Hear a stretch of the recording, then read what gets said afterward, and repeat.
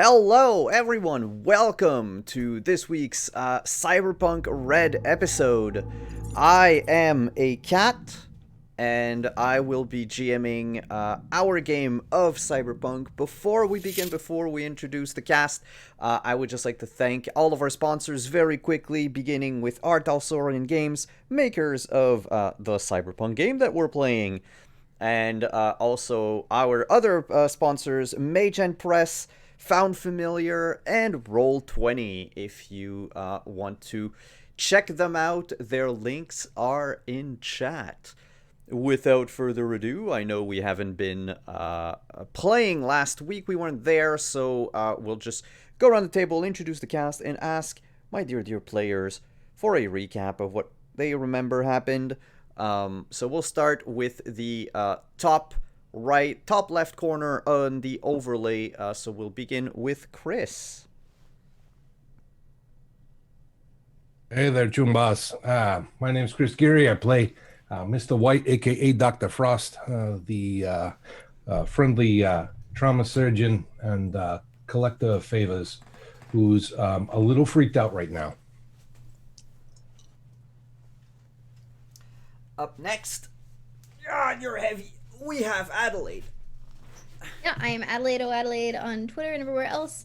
I play Reno, our solo. And the last that I got on my terrible notes, I have we might be in search of Bartmoss with the program, who is Cyber Jesus, I believe, of the BRE. Some kind of kooky conspiracy nut. No, we're not going anywhere near Bartmoss. I don't know. Let's get into some trouble, boys. Let's go. Let's make Mr. White cry. How about that? That sounds like a good plan. Thanks. Cry or snap? Yes. Jinx, you're next. Hey, man, I played Jinx. Whoa, words. Crazy ass nobody who's in a bunch of shit again. That's okay. We'll figure it out. That's shorthand for somebody's out to kill her, and it's a large group of somebodies. Yep. Next on the second column, we'll start with our techie, Trins. Oh, hey, everybody, that's me. Hey, all, you know me. I'm at George London on Twitter, Prexor@Thesmia4 see me around on Twitch, and I get to be Trins, your friendly neighborhood mechanic who will make it go to 11 and is totally ready to go shopping with her dear friend Jinx. Because, apparently people are out to get us and they're being creepy and all this motherfucking shit. So, Trins is going to go shopping. It'll be great. Next up, the newest addition to the crew. Hi, Hannah. Hi, I'm Hannah, Animation Art on Twitter, Animation Studios everywhere else. I play Black Cat, who is the fixer of the group, who seems able to fix things for everyone but herself. And we're going to go and talk to some people today, because talking is definitely Cat's strong suit. And last but certainly not least, our rocker boy. Hi, Anino. How's it going, everyone? My name is Nino. I use he, him pronouns. And for this game, I play Carlton Bautista, aka Jimenez. Also uses he, him pronouns.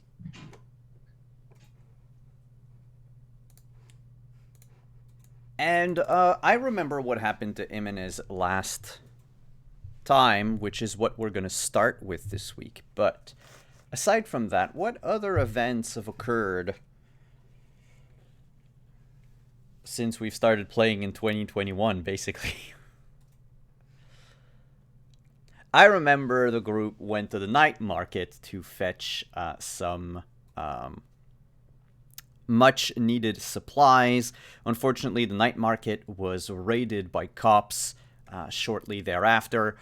The group left with a few information and some favors. Mr. White got a sweet old 16-bit cyber deck out of it, and the group also acquired a machine gun for the armored RV. It was then discovered that Jinx, well, people are looking after Jinx. This group of people are actually a group of nomads called the Raffin Shiv, who normally have this very, very bad reputation. They act mostly like the bad guys from the second Mad Max Road Warrior. So, you know, they dress up in whatever they can find. They are mostly rowdy, violent, and ruthless. They will stoop to nothing to get whatever it is that they want. And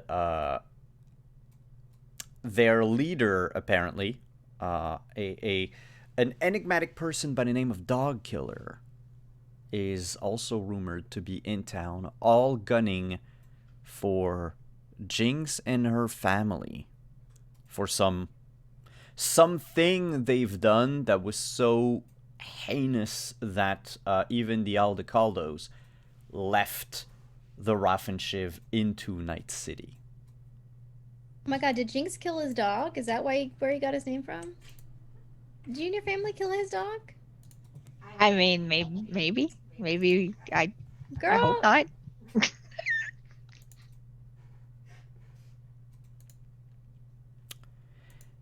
And so with that said, let's start the game with that mysterious phone call. We'll just, well, not reset, but we'll rewind just a few minutes from the end of our last episode as Jimenez's agent goes, bring, bring.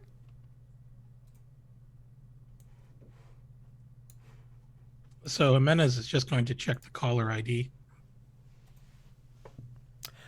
It is at the moment an unknown number. Yeah, we don't pick up calls from unknown numbers. Who does that anymore? It's 2045. It didn't even do that in 2020. So he's going to let that go straight to voicemail. So then the voicemail will say the same message basically that we heard at the end of the session 2 weeks ago. Hi, X. Hey, it's me. Pyria. I'm in Night City actually, and I thought we could go for a drink or something. Catch up on the good old times and all that. I'm super happy. I haven't seen you in a long time, and I thought I wouldn't see you again, but then I found you on the garden space of some people in I think they were in the Midwest or whatever. Anyway, yeah, I saw your fight, and I saw what happened. And I want to say that I'm here if you need someone to talk to or to massage your wounds or anything. Anyway, I'm gonna get going, and yeah, nice talking with you. So okay, bye. So did it say unknown number, or did it say like an actual number that I just sorry, it is, yeah, it's a number you do not recognize. Okay. So he's going to add that to his block list. And he's going to pray to God that he does not run into her. Well, she said it herself. Night City is a big place. It totally is. And, if certain people don't want to be found, they don't have to be found. Indeed.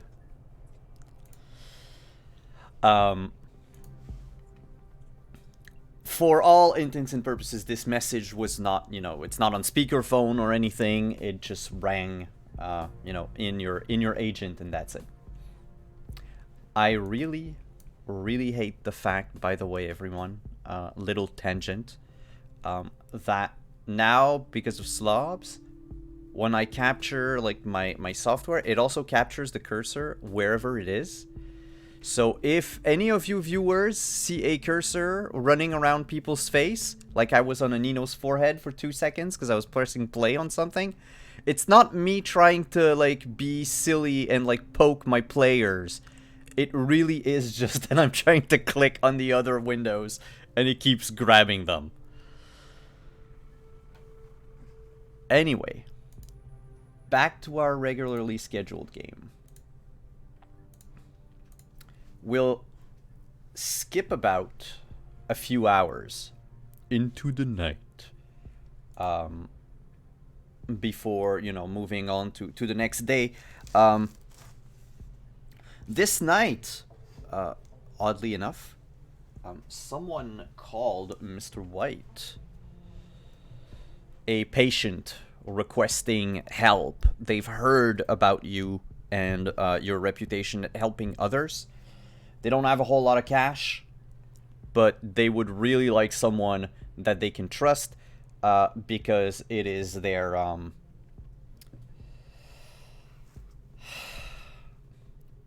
medtech broke his legs falling off from a 16th floor.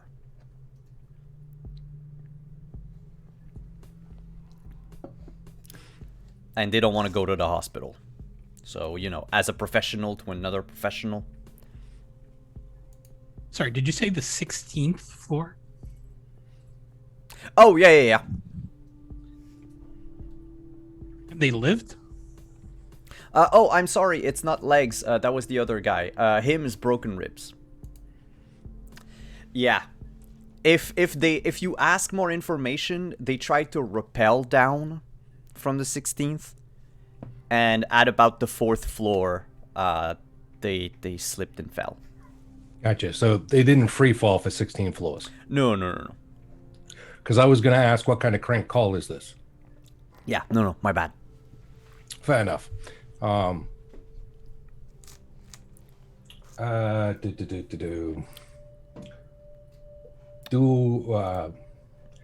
I know you, or do you know someone who knows me?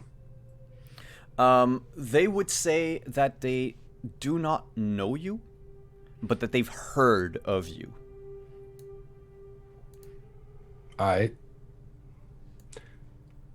Whatever it is you heard, I didn't do it.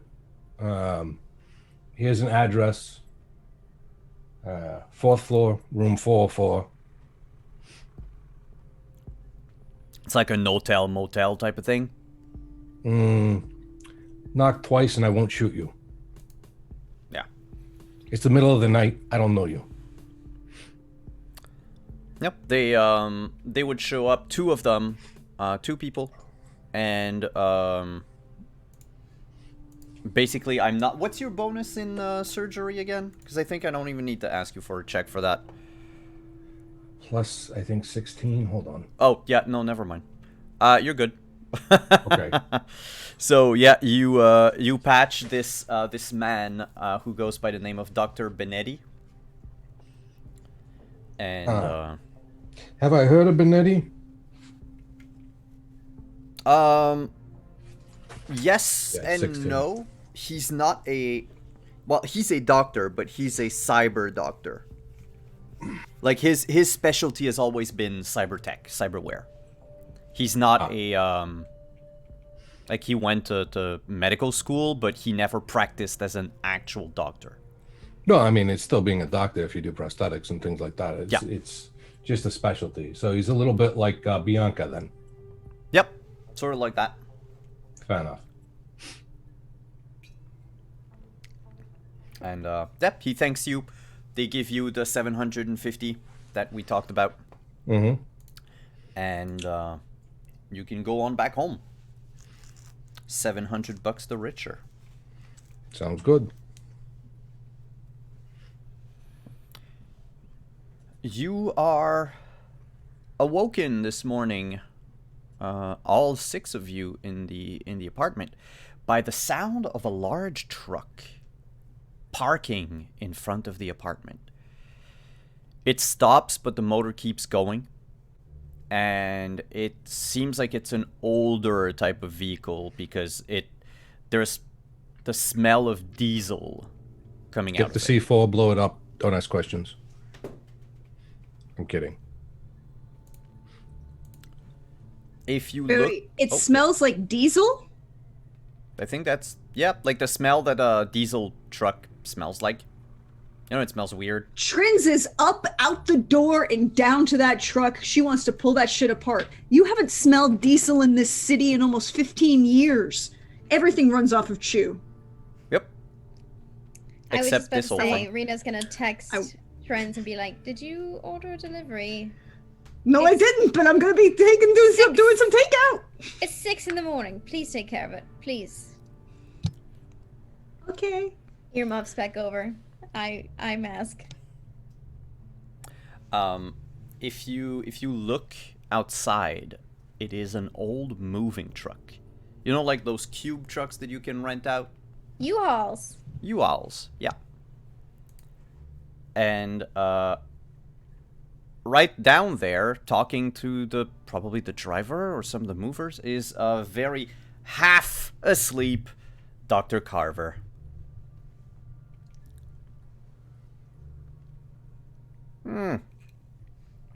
Trends.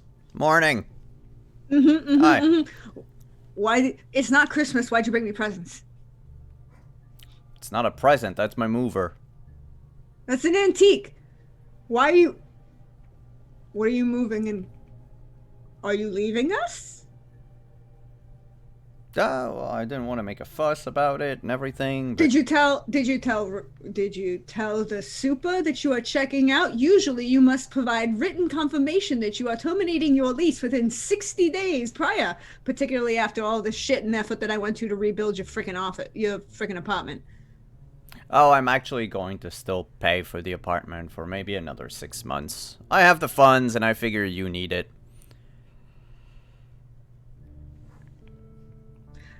She just clicks through and sends a message to the group chat. It's like, Carver says he's moving out, but he's gonna keep paying for shit for 6 months. I don't know what's going on.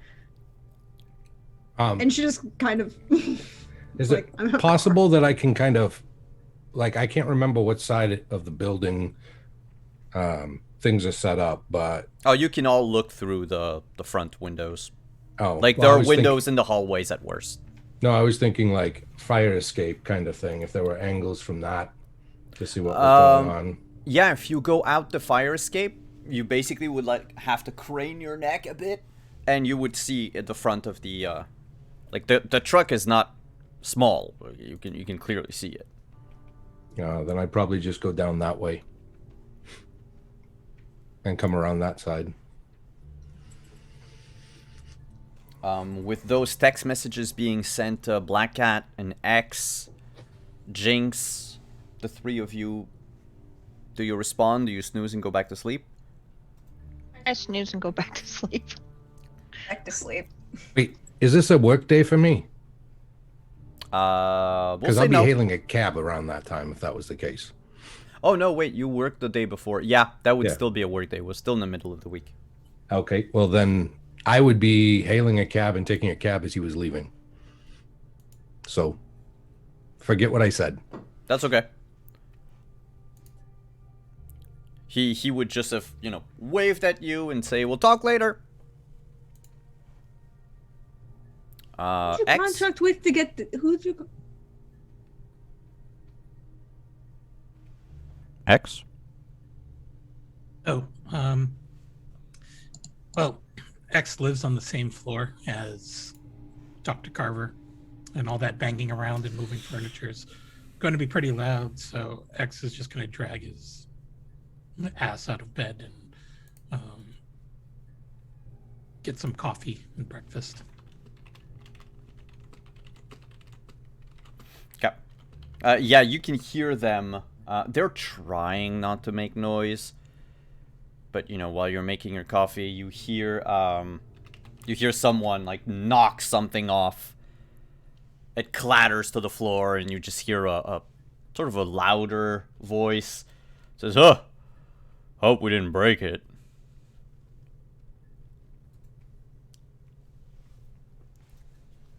You were going to say, Trins.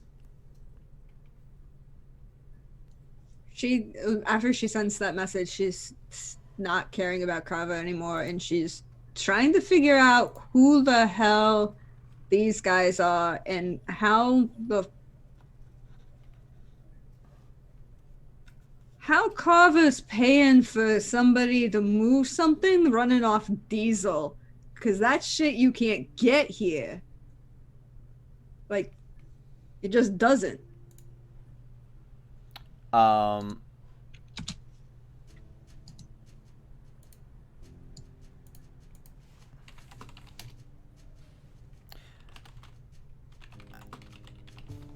You do you ask it out loud? Yeah, she'll go talk to the drivers. She's skipping Carver. She's talking to the drivers. Because it's cars. Driver says, this whole thing? Nah, don't worry about it. And he bangs on the hood a few times. That's the little thing I concocted in my garage. It runs on chew, like everything else. But, my grandpa used to have a diesel tractor before, and I like the smell, so I tried to recreate it. Basically put some, we call it chew perfume. You're scenting your chew to make it smell like diesel? Does that increase the burn point? Does it give you any addition out of... Why are you doing that? Is it just purely for the smell? And she is like half under the car already, half under the engine already. Yeah, it's a, you notice under the car, it is just a regular, like there's no one made any additions to it. You can see traces of repairs, you know, over the years as, like, it was sent to the garage or whatever. Some pieces, like the exhaust pipe is newer than some of the other, like, axles and all that, but,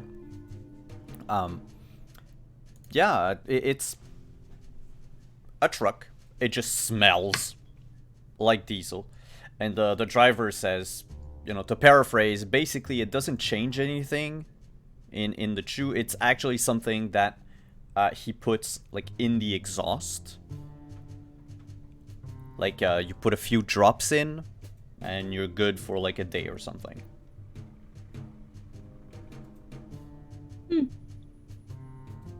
This car is no longer, it's no longer interesting than any other car in the world, and she is back out and under and going back upstairs. Oh. The movers are going to do their stuff for the most part of the morning.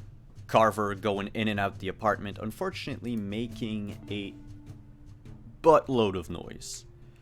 He's trying to be subtle, but it doesn't,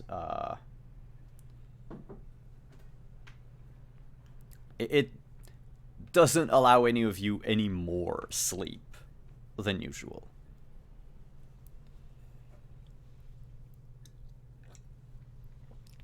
After about half the day, around noon, unless there's anything that you wanted to have the focus on, around noon the truck would leave with Carver.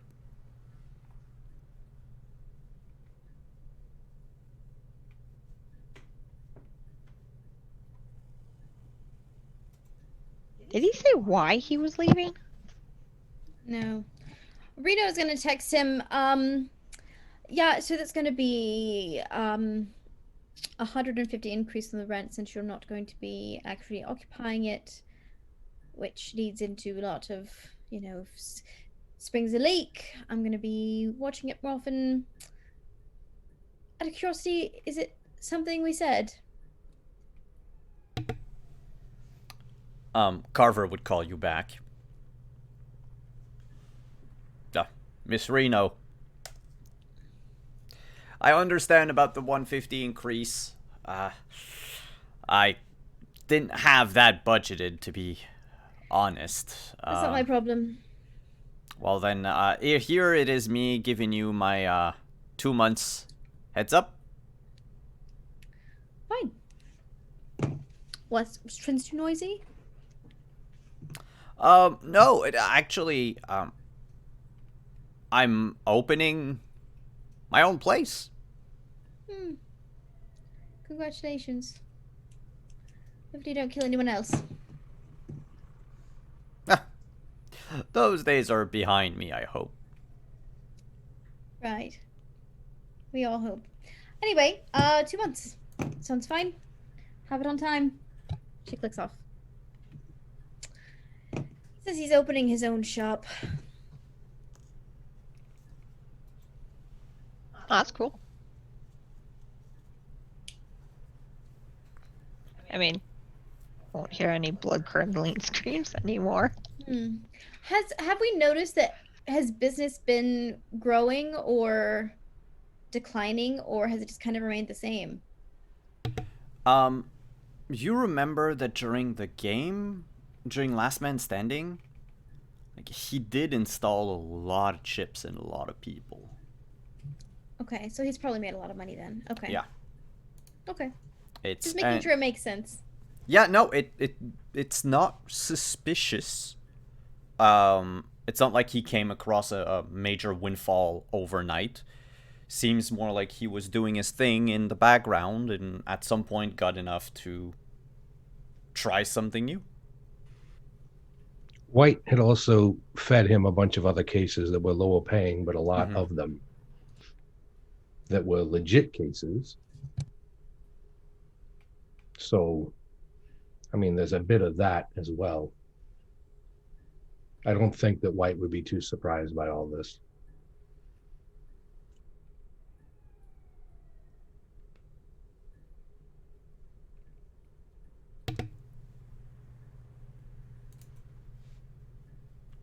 At around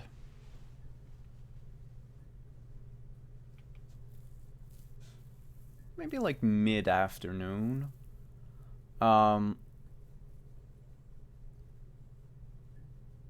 X, did you have any plans for the day? Because I want to know where you are.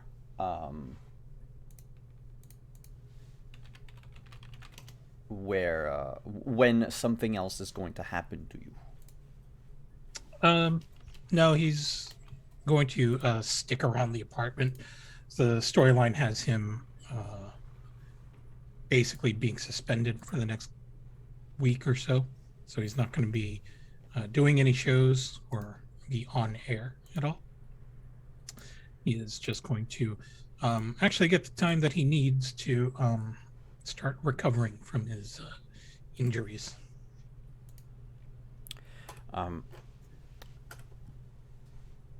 You will actually, not would, you will get two messages. One, a text message on your agent. The second would be on your garden space. You know, the online space that you curate on the net for all of your social media and everything. Which ones do you want to tackle first? I guess we'll check the garden.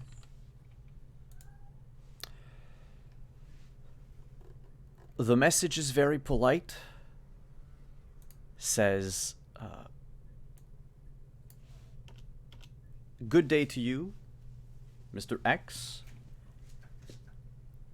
My name is Lucius Rhine.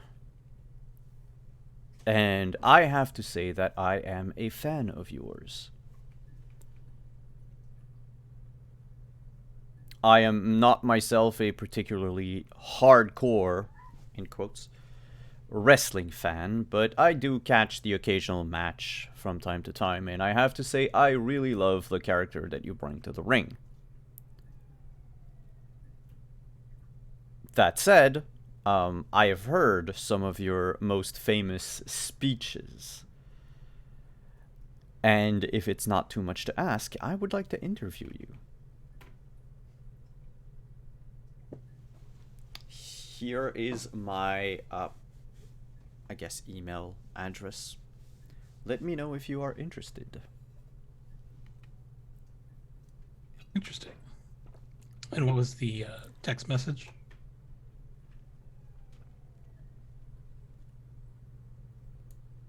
Hi, do you want to get coffee today? Oh no, wait, you blocked the number. No text message. Okay. No text I was gonna say, how message. did that get through?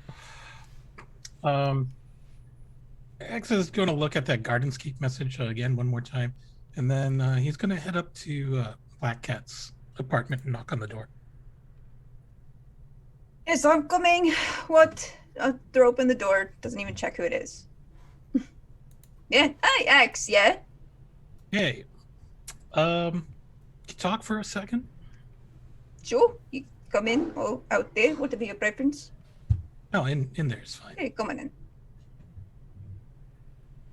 So what can I do you for? Is there a place to sit in this apartment? Yeah, what does her apartment look like now that she has an apartment? Not much at the moment. Probably just some hodgepodge modern architecture looking stuff, the stuff that would be like in a futuristic modern art exhibit, probably. Ugly stuff that probably creaks when you sit on it. This is just her starter apartment. She was living in her car before this. like from a knockoff IKEA, that kind of place. Yes, that kind of stuff. Well, not even a cyber urban outfitters. Nope.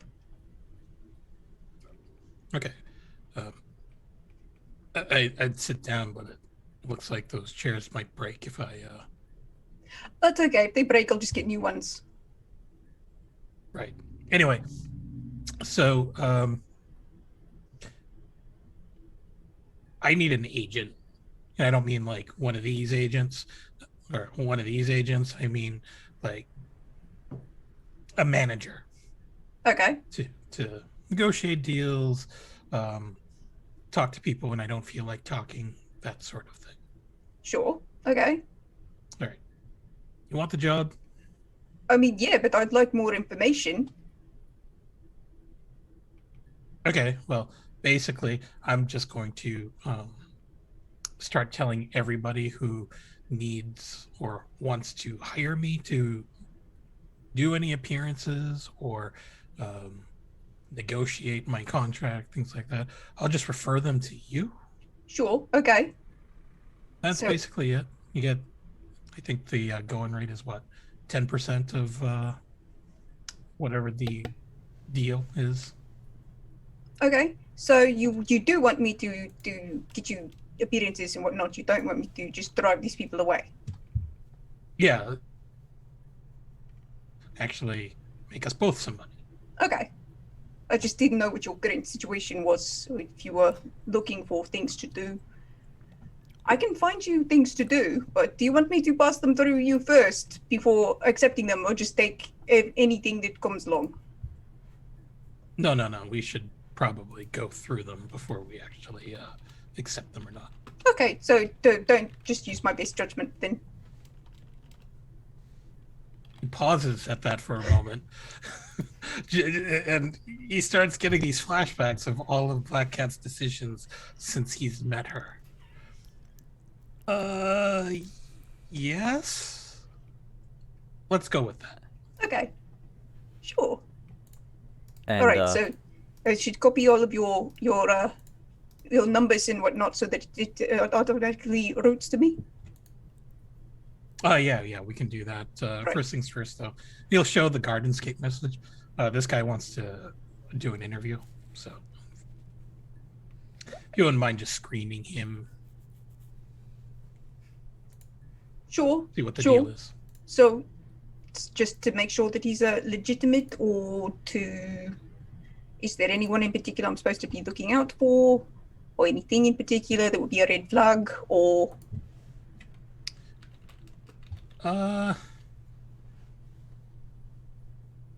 Maybe we'll just figure out who he's working for, what he plans to do with this interview, where he's going to publish it, that sort of thing. Maybe look up what he's done in the past. Right, okay. Then we'll take it from there. See how Sure. much he wants to pay for this interview. What would you accept for payment for this interview? Something like this. I think the going rate is now about 400, 500. Okay, great, awesome. I will take that into consideration and do the legwork. Yeah. Awesome. He holds out his hand to shake. She'll look at it and look back up at him. Just nod. This bump? Okay.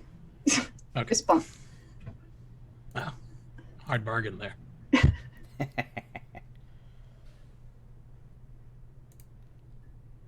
And that's when Simon realizes that he apparently lost his core rulebook for Cyberpunk Red.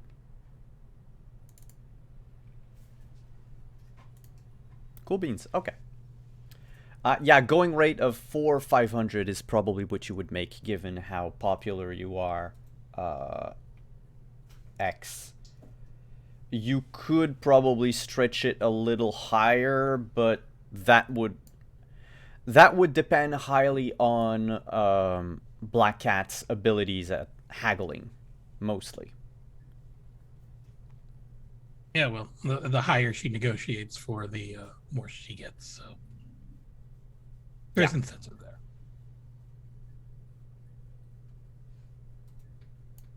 Make a living. Okay, that's what I needed to check. You are a rocker boy. Yeah, as a fixer, Black Cat, you would know that something of the sort. You could probably go maybe up to 600-700. But it would be rough. Even 500 is like in the upper echelons. But then again, if you know, the higher, like Emin said, the higher he's paid, the more your cut is.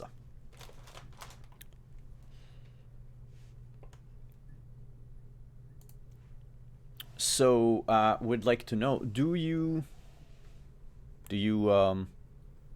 or actually not do you search info for him, but how do you look for info on that person? Well, I'm going to do as much as I can without having to contact him directly first. So I'll look through whatever networks I have to see if I can find any information about him without him knowing that I'm looking for information about him. If you go through legit routes, that would be using library search. Okay. If you go through your contacts, which in your case I think it's mostly not cyber runners, edge runners, that would be with Streetwise. Okay. Will I have to pay these edge runners? Operator, where is it? Operator. Yes, you would have to pay for their information if you wanted. Let's try library search first. Okay. Not great. There is little information on Mr. Ryan that you can find. Up-and-coming politician, but really up-and-coming, like grassroots type of person. The only thing that you find about him is the same article that was shared and, you know, reworded and shared again on the net about his involvement in the Watson development. He basically fought tooth and nail for the construction of a new, like, suburban area to Night City. Okay. Area that is now in the north of Night City. And it's still in development, so it's between the island and the North California military base. It's a nice place as far as, you know, places go in Night City. To give you an example of what the what it looks like, it's a lot of apartment complexes with two of the first mega buildings being built there at the moment. So mega buildings, we're talking about giant towers that house, you know, hundreds of apartments, and they have stores, they have like parks, it's like an all-in-one ecology. Okay. And that was basically the project that he brought forth to the Night City Council. Well, that's not exactly what I was looking for. So I'm going to make a note of that information, and then I'll try to pay some edge runners to see if they can find anything better. That's Streetwise? Yes. Okay. That would be Streetwise, and that'll be 100 eddies. Okay. among your edge runner contacts, you ask around. Takes the better part of your afternoon, but at some point, you sort of gather the same info from a lot of them that you've been able to like cross-reference to make sure it's not rumors or hearsay. Mr. Ryan has been subtly trying to contact edge runners with either the same tactic he used with Jimenez, like the request for an interview, sometimes going through fixers, and just, not hiring anyone for a job, just needing to browse basically the catalog of edge runners that they have. He seems to take an active interest in the less than legal aspect of the life of edge runners. Those that live outside the boundaries of the law. Which is not... everyone's corrupt in Night City. So it's not a big, shocker that he does that. But that he takes an interest in edge running instead of, for example, organized crime or bribery, money laundering, prostitution rings, and the normal corruption. That's the only thing that pings you as a little special. Has he contacted or shown an interest in any of my people in particular that I'm contacting to get this information? Yeah, he did. Let's say there was about 7 of them. And it was always the same. He just wanted to meet, ask a few questions, and never bothered them ever again. And did any of them meet with him? Yep. They met with him. He just wanted to ask questions. What their specialties were, what kind of job they were doing, sort of where they came from, what their background was. And he would just sit, listen, maybe have a drink with them, and then call it a night. Never mentioned what this information was being used for, if it was being posted anywhere, never gave them any follow-up, nothing? No. It's like he's using edge runners as some sort of escort service. He's just paying them to spend time with them. Okay. And then leaves. And he doesn't record anything. That's what your contacts tell you. No recording devices. The man doesn't even have cyberware in his eyes. Doesn't look like he has anything in his ears. Oof.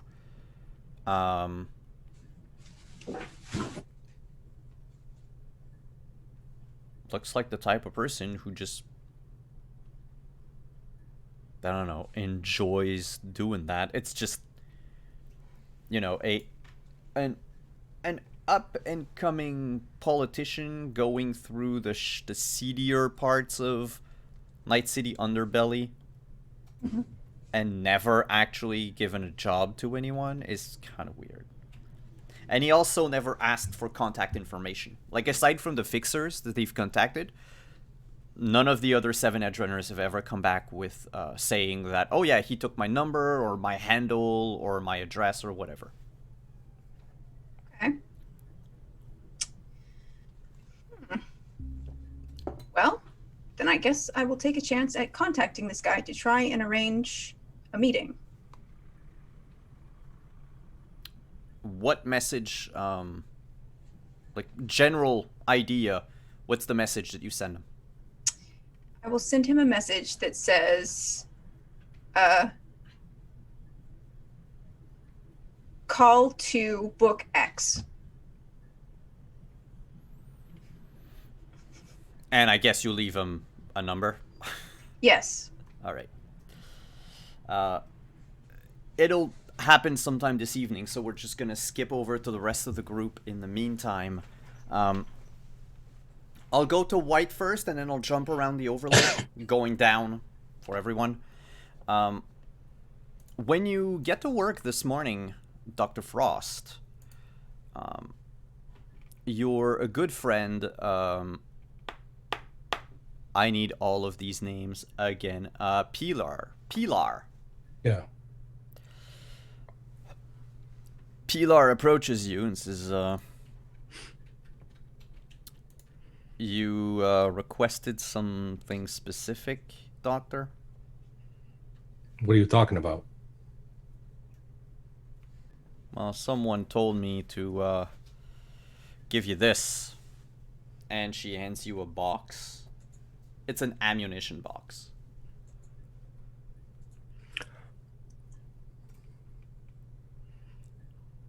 Did I requisition ammunition?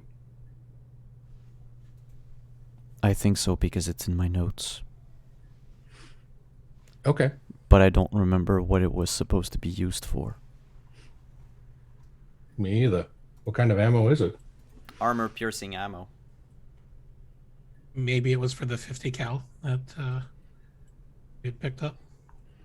Yeah, I don't think I used haven't- my assets for that. So I have in my notes that Mr. White called his people and that he wanted to see about getting more advanced weaponry because he was talking about The Raff and Schiff being in town. In town, and that they were attacking, and there was rumors that they were attacking the actual trauma team units that were showing up for things. So that you would put a call in to put in better security on your squad. Oh, yeah. That was through legit channels, Yeah. though. Yeah. Yeah. It's a legit. Like the request was put out Oh. in Trauma I Team, but honestly- it was for your name, like Gotcha. under your I name. honestly didn't think that they were going to come through with it. So I'll just stare at it for a minute and go, holy shit, they actually paid for it. No, that's for y'all. There's another group in a should we say Night City, some outsiders looking to make trouble, and they seem to be hitting weak spots in med tech, and I want to make sure that we aren't vulnerable. So that's for you and Bo to not miss when it counts. Yeah, I counted. There's 100 bullets in all, so we'll keep them for a special occasion. Yeah, just keep a clip of them on you in case you need it. I don't need to tell you, you're ex-military. Anyway, do your thing. And has anyone seen Maddie? As you say that, Maddie basically pokes her head out of the AV in the garage and says, "Yep, I'm over here."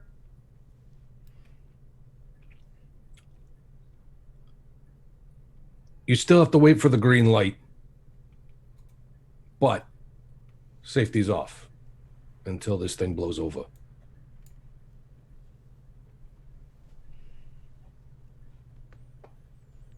And she goes back in the AV, and about like 10 seconds later, you hear the machine gun at the top start spinning as she like tests it out. It doesn't fire or anything, but she's primed and ready to go. And I look over at Pilar and say, I really hope I don't regret this. I'm probably going to regret this, aren't I? Hey, safety first. True. We lost way too many during the game. We can't afford it again. No. And, oh, yeah, also you might have, I don't know if you saw the memo. Give me a second. And she takes her agent out, flips through it, taps a few times, and you get a message. And it says, it's highly confidential. uh-huh. So you don't know how Pilar got her hands on it. But it is the excerpt of an exchange between some of the higher ups at Trauma Team. Actually, it's the twins. What's their name again? It's one of the twins, and the co-CEOs. Yeah, the face of the There we go. Trauma team. It's between Carrie Lakanen. Mm-hmm. So between Carrie and the two members of the board of directors. Mm-hmm. And they are asking her to try to make a push in the media for the like airlift platform, like the sort of giant airship they wanted. And her saying, no, it looks bad for all of us. And she says, Ryan was right. This is a very bad idea, and I'm not signing off on it.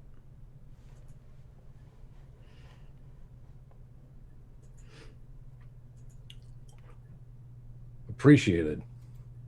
It seems I was left out of the loop on this one.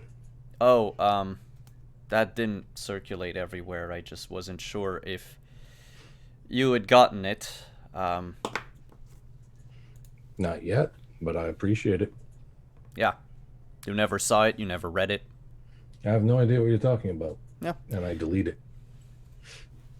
Well, nice to know that we'll keep our feet firmly on the ground. Now, let's take our flying vehicle, shall we? Yeah. Let's get out of here. And we'll fade on Mr. White's day as we'll move on to Reno's day. Anything specific that you were up to? Looking at my notes, I believe not. I'm gonna do some research on this IEC member. I worked for IEC, my dad worked for IEC. Mm-hmm. I want to know if I can find out maybe if there was some kind of like hubbub about somebody leaving. Because I'm assuming they've left by now. Obviously, the company was destroyed, but yeah, you know what I'm saying. What they might have worked in. Who knows? You know, see if I can piece together who this dude is. Yeah. You don't have a whole lot to go on aside from where that information was found. Mm-hmm. You know, the server room downstairs at that office. So you can kind of get an idea of where, you know, or who maybe that person could be. You can make a... that's a good question. Is your father still alive, and do you still speak to him? He is still alive, and I do still speak to him when she feels it's safe. Okay. So, once every couple of months. So would you reach out to him for that? You know what? Yeah, she would. She would. She's gonna send a text over to her dad. It's a long story, and I don't want to get into it. Would you happen to know of maybe, I'm guessing, kind of a weird kind of guy that might have left IEC a couple months before? I think I found some kind of manifesto.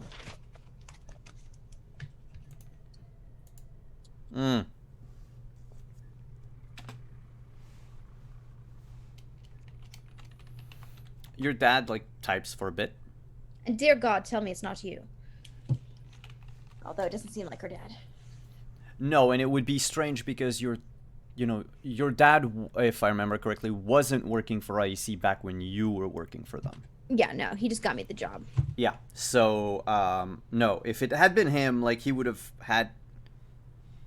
hid the stuff there and no one would have ever cleaned up any of the servers. Mm-hmm. Would have been a very, very, far-fetched, situation. But, the first text reads, "Glad you're okay. Saw what happened to the office on the news. Hope you got what you could out of this." Not gonna ask how you know. Does the name Bartmoss ring any bells? I'm just gonna aside out of game. Mm-hmm. He doesn't know that you bombed IEC. But since IEC was bombed and you were working for them, he figured, you glad that you didn't get hurt in what happened. She texted the same thing. Okay. And he says, for the manifesto, it's kind of hazy, but if there was anyone back in my day that could have done it, it was Crazy Jerry. Crazy Jerry. Well, that sounds right. Guy was going on about a lot of different things. We were, remember, we were back in the early aughts. So the net wasn't exactly what it is now. Mm-hmm. The guy spoke in memes and was always going on about like the new, anything new that came out on the market, any new technology or whatever. He immediately dove into it. And when Bartmoss started to become popular and the net started to change, yeah, Crazy Jerry had this whole. He showed us one time at a barbecue, his setup at home in his basement. It was. Whew, if I could put an emoji, it would be a eye rolling so far back in his head that they fall off type of thing. But yeah, if anything, that might be him. Could have been anyone else, though. I barely spoke to Crazy Jerry over the years, but... No, just that's good enough. I was just curious. Hope you and Mom are well. I'll try and come home for the holidays. I'll stay out of trouble, don't worry. She lies. Yeah, I'm gonna after that I'm gonna Google. I think they're probably two different people, but I'm gonna search the web for a Jerry Bartmoss. I don't know, that's the only thing that kind of comes to mind. Make a library search check. It's going to be rather high. Yeah. I'm thinking DV20. Okay. Where's my library? That should be in. Top second column. Okay. We'll see. Okay, that's not bad. And then my intelligence is... I think I actually hit a 27. No, I didn't. I can't count. No, that's definitely not a... No, it's like a 14 or something. I don't know math. Well, Nope, what's your intelligence? It's a 7, and I rolled or 6, and I rolled a 7. So that's 13. 13. Okay. And then what's your library search? A 0. It's a 0. Oh. Absolutely did not find this dude. No, but you have a +2 because of your agent. Whenever you use an agent. Oh, that's right. Yeah. So you would be Okay. at 15 That's not bad. if you have 5 points of luck.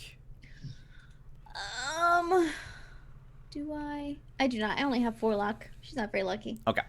That's all right. So yeah, the moment you type Bartmoss, pages after pages of, there's many places where you can download, Rach Bartmoss's Guide to the Net, a bunch of what do you call them?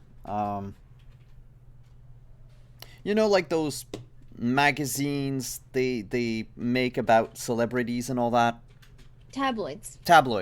Yeah, there's a lot of tabloids about his life and his feud with Spider Murphy.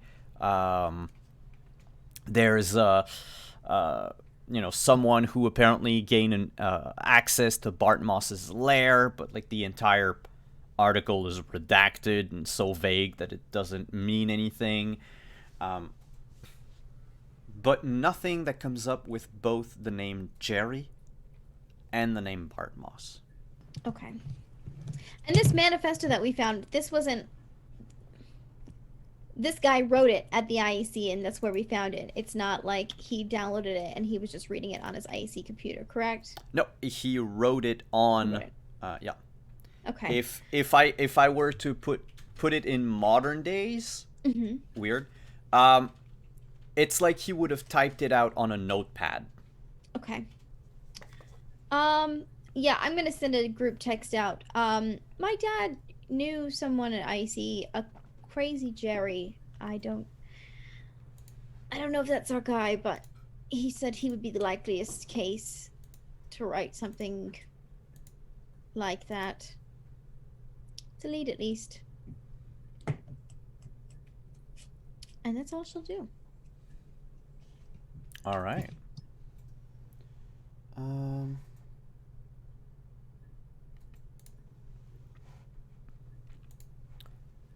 Next up, Jinx. Are you going shopping? Yeah. If Trins can wake her up.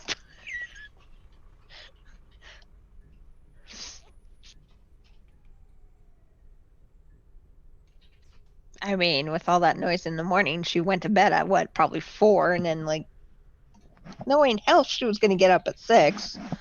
But then, Carver's idiots were making so goddamn much noise. So she probably never tried to get out of bed this morning. Yep. Trins would not wake you up early.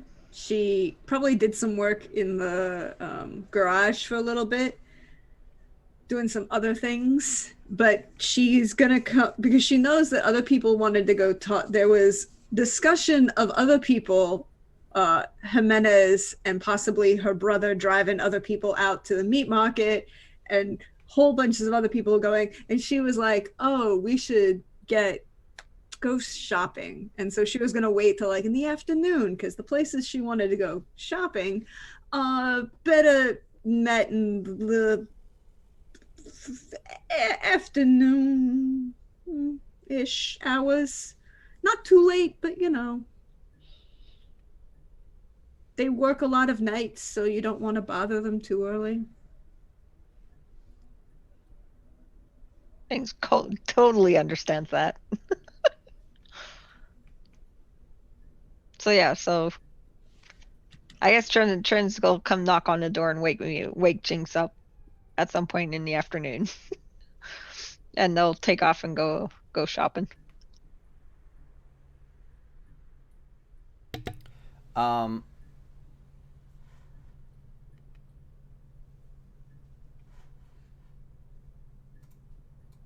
Who else was going shopping? Was it just the two of you? Yeah, it was just the two of us because everyone else was going to go to the meat market. Yeah, the others were supposed to go meet the Aldecados. And people decided that Jinx going to meet the Aldecados when people were looking to kill her would have been a bad idea.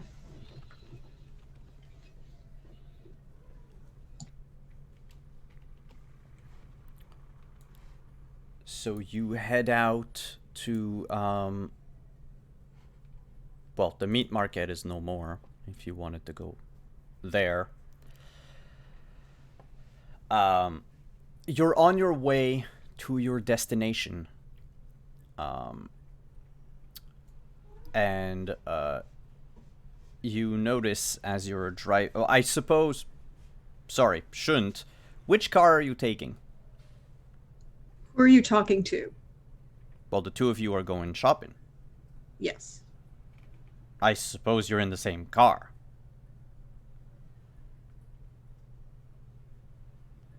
Or the same vehicle, whatever it is. Which one is it? She was gonna leave the RV for her brother to take the others because there's more room in it, and she's gonna take the modified truck. So if we need to, we can split up and have multiple cars. Yep, because the motorcycle's hooked up on the truck. Yep. All right. Locked in.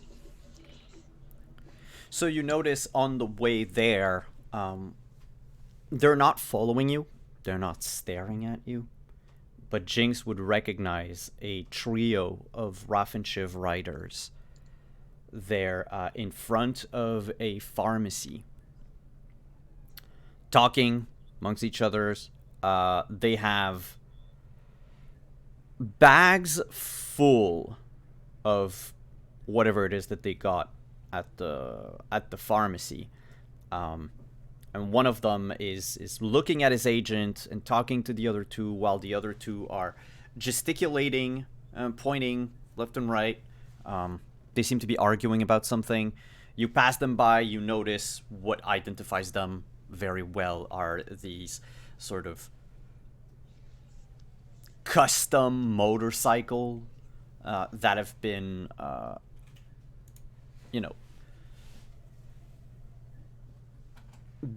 disassembled in a way and reassembled as these sort of post-apocalyptic contraptions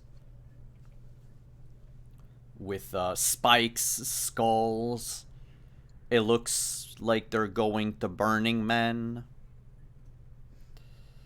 Or a Mad Max LARP. They're not being violent or anything, but people are definitely steering clear of them.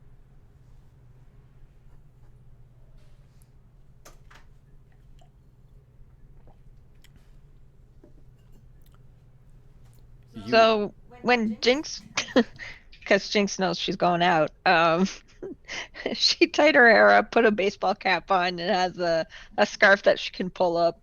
She needs to.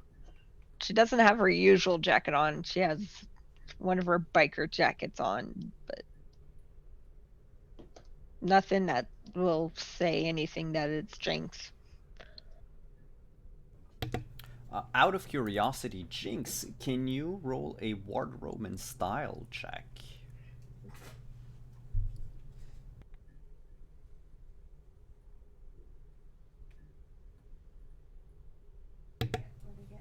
Good enough. You don't really know if you look completely different or not, but if anyone is trying to scrutinize you, the DV to beat will be a 12. Okay, cool. Of course, if the person has never seen your face before, it doesn't matter. But if someone would know Jinx and recognize her, that would be a 12.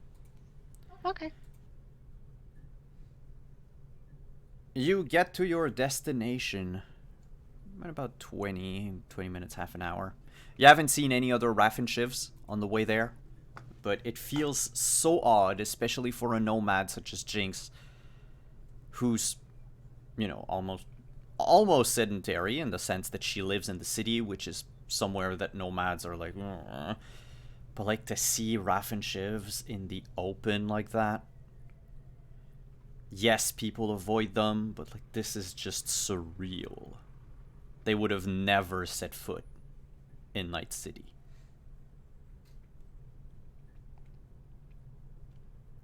So what is it that you're looking for? So Trins maybe possibly oversold what she and Jinx were going to be doing to other people, because they're very nice, but the people she's going to talk to are not necessarily appropriate people to be hanging out with, actual. There's a difference between edge runners and street gangs, and if you've got a bunch of people coming into this town who are nomads who are looking to manipulate certain mechanical things, it'd be appropriate to talk to a bunch of people who, boost cars and chop them up for a living. Because new cars on the market is always going to be noticeable. And that amount of cars moving through a city, that's going to be real noticeable. So she and Jinx are going to go talk to some old friends of sort. Not Santino, because we don't know where he is, but, there are other boosters that she knows in the city. Indeed. By the way, I just forgot, Jinx, you also have a +2 to wardrobe and style because of your agent. So yes, agent gives +2 to library and wardrobe. Having a smartphone is hip, yo. Okay, so 14. Yes. Okay, cool. So the gang that you're going to see, in this instance, oof. Trins. My God, names. It's not one of the like big 8 gangs that are in charge of Night City. However, you know that this one has ties to an up-and-coming gang called the Valentinos.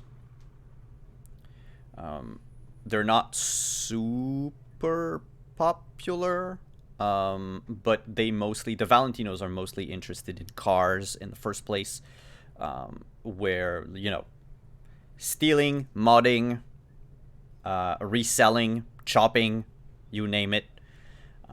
And this particular gang,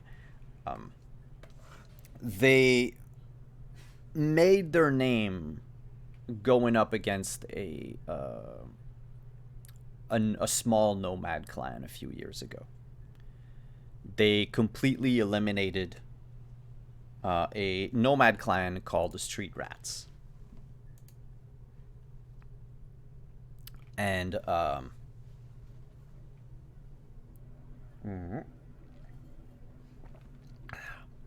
so they've decided to call themselves the Cool Cats. And they dress the way you think you dress. Basically, you end up on the set of Grease. But to say West Side Story, yeah. Oh, West Side Story, yeah. I mean, either one would work. Either one works, yeah. Either one works. I think knowing where she's going, Trins has also changed what she usually wears, and she's not dressed up like she is when she goes out, or she is not just wearing the Grease Monkey outfit that she wears. She's got like actually wearing leathers, but she's got the big leather jacket with the LED embroidery across the back. She's got a hat pulled on backwards, and she's carrying she's holding her wrenchy very obviously, and she's calm walking up to these guys, and she would literally just walk up to whoever she knows, whichever of the Cool Cats she knows is in charge, and she's just going to call him, "Hey, Danny." He turns around, hair heavy with pomade. Says, "Name's not Denny." You want to run around dressing like you're from Greece, I'm going to call you Danny. "Name's Heathcliff." No, that's a cat. The fuck you think I am?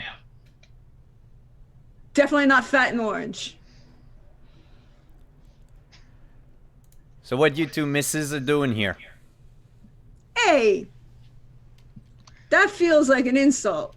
Jinx, are you feeling insulted by this particular individual's lack of appreciation for our fine appearances? Nah, I don't really.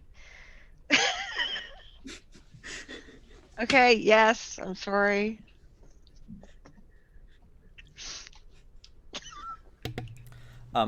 As you're talking, you notice that there's a few more of them.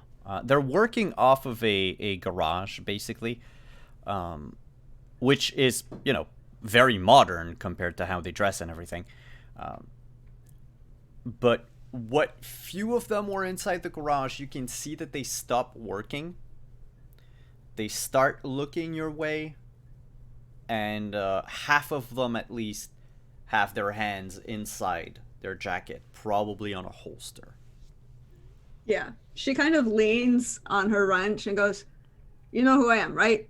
This thing is kind of obvious." Can you make a reputation check? Ooh, I can do that. That is a D10 plus reputation and cool, right? I believe so. I have it right here. Face down. Cool reputation plus a D10. Okay. 14. 14.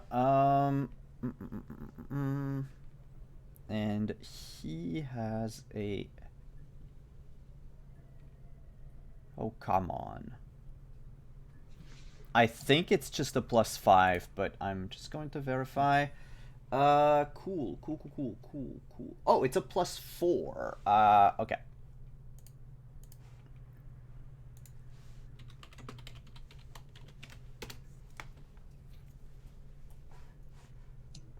Like, yeah, I think I heard of you. You're Santino's doll. Not no more. Santino ain't around, and I'm a better at shopping than he is. We all know this. By the way, like your cars, very nice deals. But my friend and I, we had some cool. We heard about some interesting people, and I was like, interesting people with new cars. They are always going to be a personage who looking to liberate said cars. Am I right? You trying to retrieve your ride? God, no. If I wanted to do that, I'd make sure I'd take it for himself. Nah. I heard about a bunch of combi and some hydros coming in town. Those kind of things would stand out. Yeah, they do. We don't touch it. Don't touch them. Yeah. Usually we don't. But these guys? They're knocking people over and taking them off the damn street. Yeah, and they're liable to torch our little place here to the ground if we so much so as scratch their ride. I don't want to scratch it. I just want to know where it is.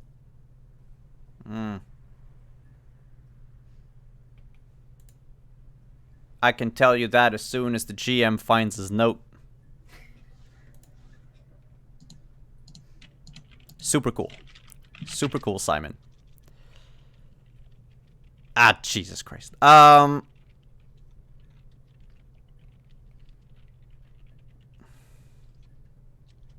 there it is.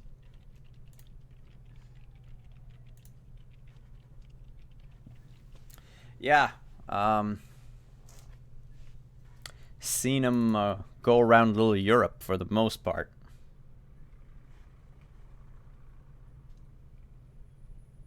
Really? Basically, they keep to the west side of the west side of the city. Standing out with anybody? I can't expect Nona to be letting those kind of folks hang around. I know. They tend to keep to the waterfront for the most part. I don't know exactly what it is they're looking for. They don't seem to have a hideout over there. The cops wouldn't let them anyway. Here in the combat zone, it's kind of easier to make a living with what we do, but I don't know. They seem weird. They don't look like they're taking the guided tour of the city.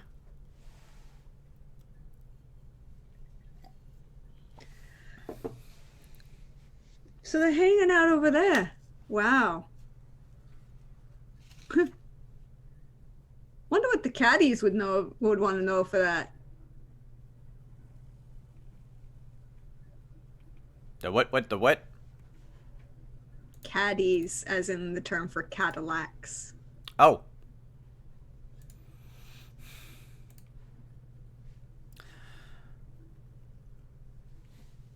He takes like half a step forward. It's like, why? You with them? With the caddies? Nah. I know some people that know some people. Was you looking to get in? No. Didn't think so. Your business is better at the moment. I might also get, but if you could do me a small favor, me and my friend, by the way. Hi, I'm Shins. This is Jinx. Jinx. Mm-hmm. Like what would happen if you start talking too much? Silence is a price, little lady. Isn't it great that I might know some people who just lost control of a great shop and don't know where their cars are? Keep talking. Seems Santino's left the city, but he left all his cars inside. That was about a month back. You really think the car's still there? Oh, the firehouse? Definitely not. His private parking deck? Definitely. Make a persuasion check. Cool. You know what? I'm going to use luck on this. Mm-hmm. Because I can. Ooh, crit. 30. Yeah, Santino wasn't really good at anything. Poor choice of cars, and he looks at you. Not great taste in partners either. That I feel insulted by. Why am I feeling insulted by that one? Because that one was an actual insult. But like, whatever. Just go with it. He seems rather proud of himself. Until he gets a bullet in the head.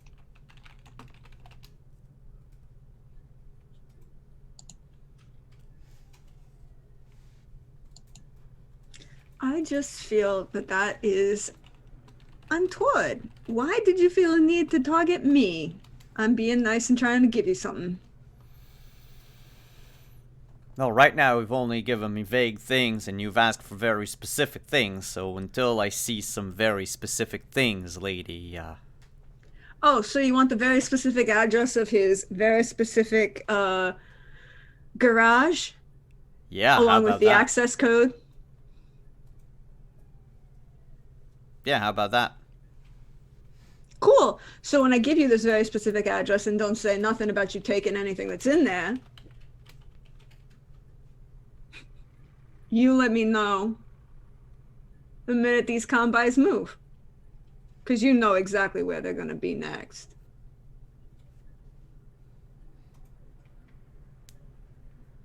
Look, if you want a deal like this, lady, if you want to play in the big leagues...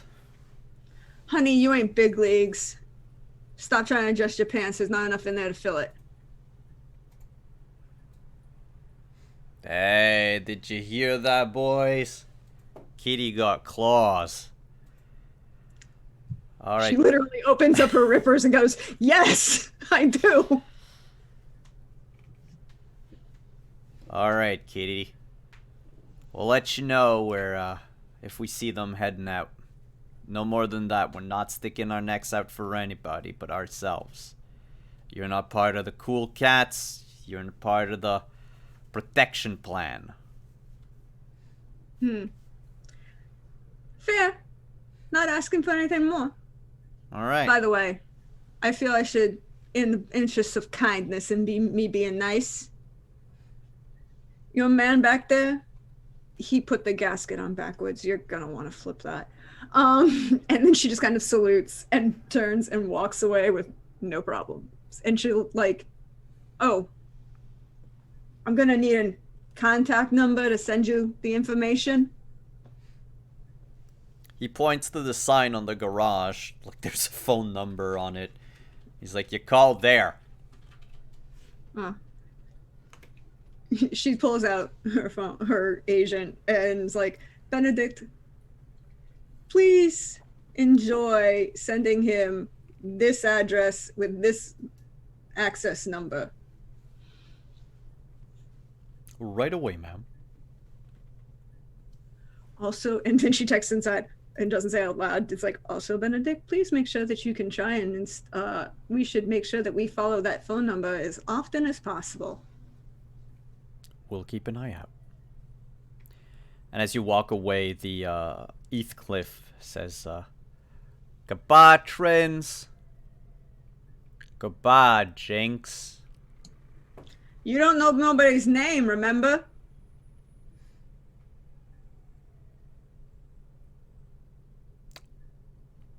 I don't.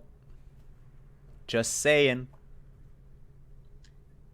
Hate to have to drop a line on somebody else.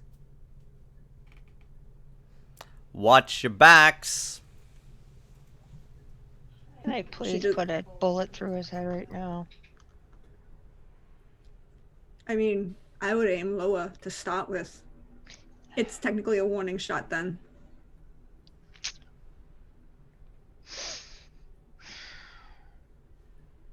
Also makes more of a statement if you shoot his dick off. I mean, yeah, obviously.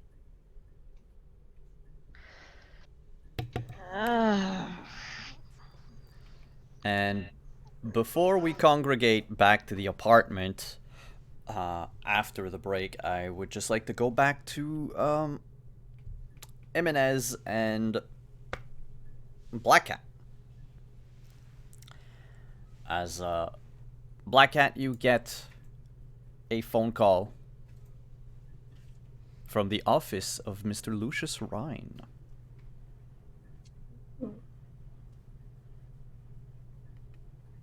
Good afternoon. Black Cat, is it? Yes, that's right. Are you calling about Demoness? Indeed I am. You wanted to set up an interview with him? Indeed I do. Okay, good. Then you'll be working with me. I'm his booking agent. So what is the setup that you have proposed for this? What is the location, the time? What is the amount that you're willing to pay for his appearance? And I'd also like to know where you intend to put this interview once it's done.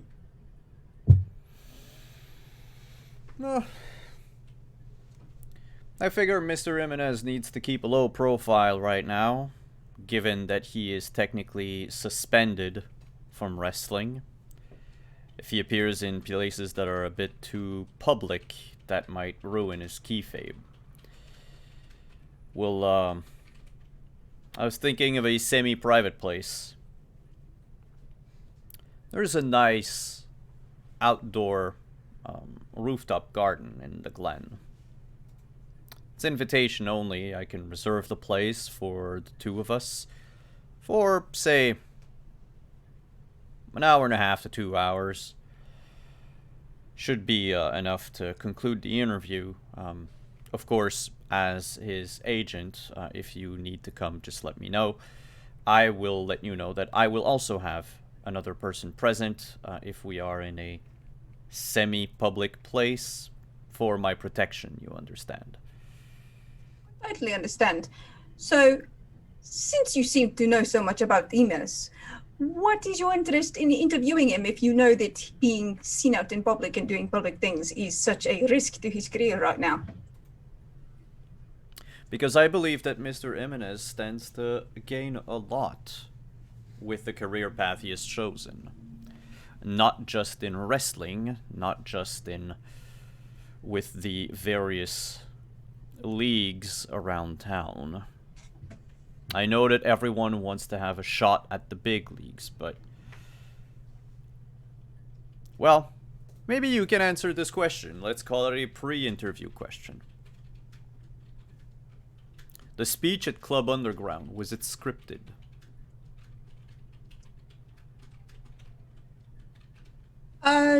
No, he says it was not. Why is this of any interest to you? Then it means that Mr. Jimenez is of interest to me. Okay, but again, you are skipping over literally all of my questions. Why is Mr. Jimenez of interest to you? Why are you interested in talking to him right now of all times? And how much are you going to compensate him for his time?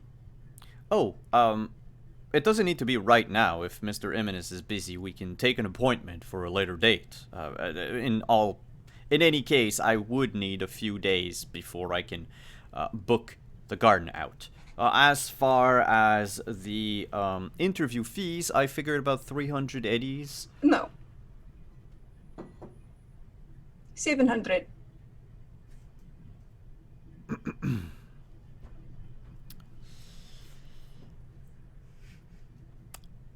Black Cat, is it? That's my name. 700 is a bit much for a private interview that will not... If you can't afford it, I completely understand. It's okay. There are others on the other line. If you want me to hang up on you, I'm sure that he can find an interview somewhere else who's willing to pay for his time. Can you make a haggle check? I can certainly try. So that's going to be, as a fixer, it's a D10 plus your trade skill plus your, I believe it's your operator level. Okay. Yeah. Cool, trade, your level plus a D10. Cool. Trade. I think my level is a 5. There it is. Okay.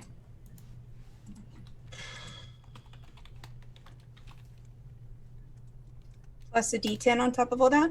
Yeah, the DV will be 17. Okay.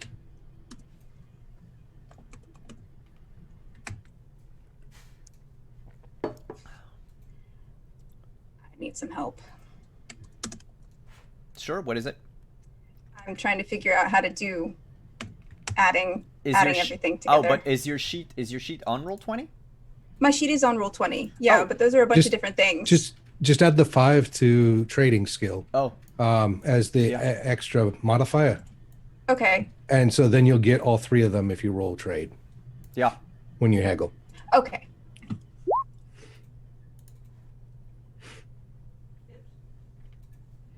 Um, 8. Are we fighting? No. 8 plus 9 plus 3. Well, that's a 20. In any case, that is a success. He says, "You drive a hard bargain. I see that Mr. Bautista is well taken care of." Agreed. 700 eddies. But we meet tomorrow afternoon, 3 p.m. And what interest is this interview of yours, and where are you intending to put it once it's done? The interview will not be recorded. It is for my own personal interest. See, now that sounds incredibly shady. You're asking him to meet with minimal manpower in some place that you have chosen, where you will also have manpower, and you're saying that you're not going to be putting it on tape of any sort, so there's no witnesses except for ones that you approve. Well, like I said, it would only be me and a bodyguard. If Jimenez needs to bring his entourage, I understand that, and it is allowed. If you feel like this is an ambush, or this is some sort of strange scenario, I assure you it is not. Strange scenario is kind of an understatement right now. Now, I know that you've been contacting other people about these types of things, other interviews that you have apparently not been recording. What is your interest in interviewing my client? You've done your homework. I have to. It's my job. Well, it is partly for my own enjoyment, partly for the benefit of Night City. I am looking for promising people to potentially save the city from itself. That is all I can say. That sounds so suspicious to me. X.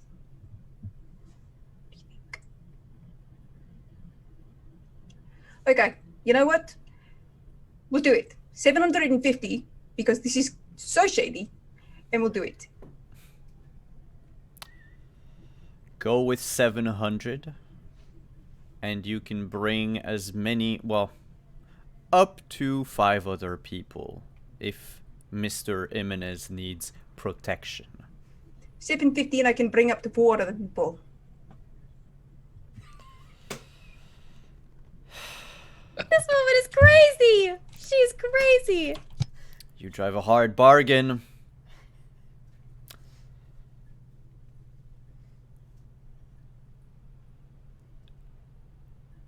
$750 it is. All right, we'll see you there. Send me the address and the time, and we will be sure and meet you for a lovely private interview for you to do with whatever you want for your own purposes. Anyway, have a good day. And she'll disconnect. Okay. Let me check the place in question. He is going to send you information. It's in the Glen, so it's in the new downtown area. But there we go. Key places. Key places. It is the rooftop. Well, one of the rooftops of Club Atlantis. Swanky. We'll send a text to the group to say, Jimenez booked for any view. Anyone want to come? And then a follow-up text that says shady.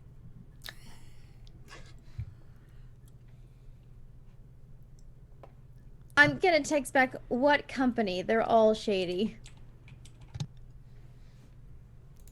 I'll text the name of the person because I don't think he gave a company. He's just a politician. No, he's just a politician.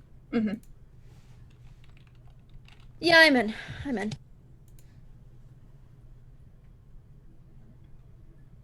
And that's where we're going to take a break tonight. And we're going to be right back as the group heads back home and decides on their next step. Stick around, everyone. Stretch, grab a drink, something to eat, some kibbles, and we'll be right back.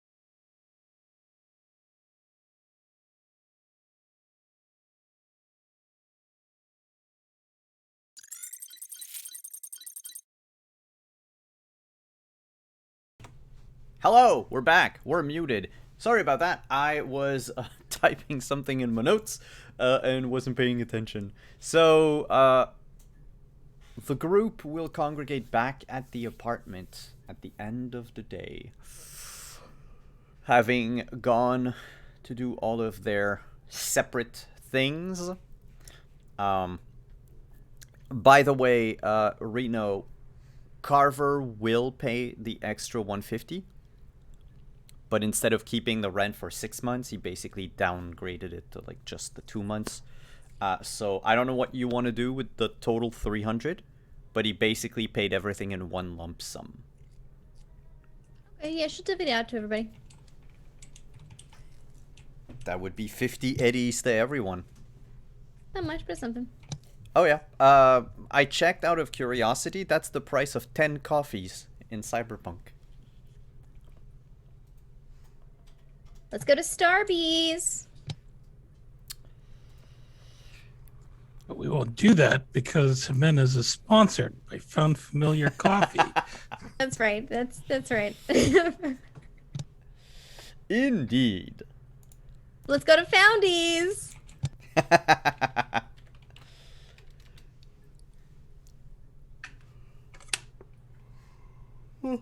My bad. So, friends, what happens when everyone comes back from their respective errands?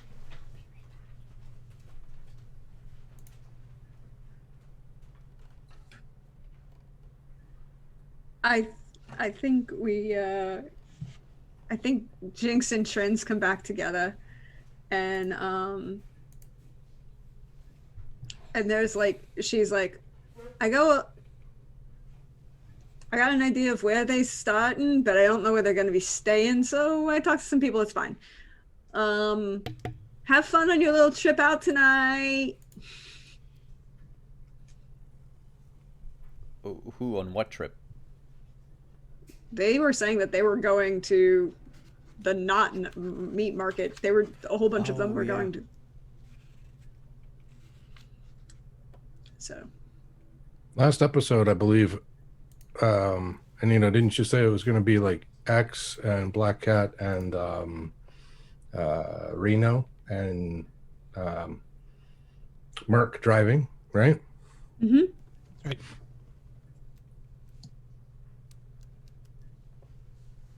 So the three of you will head out. Anything else that you want to share with the group before the trio heads out to the meat market?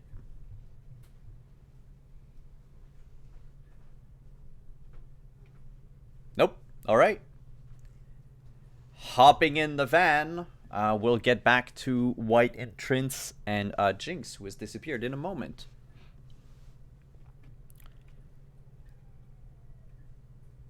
Jimenez, you know where the meat market is. You've been there before. Well, is it the same? Wait, is it the meat market or just the Delgado checkpoint slash? Oh, camp? yeah. Yeah, it's the That's camp. why I was like, yeah.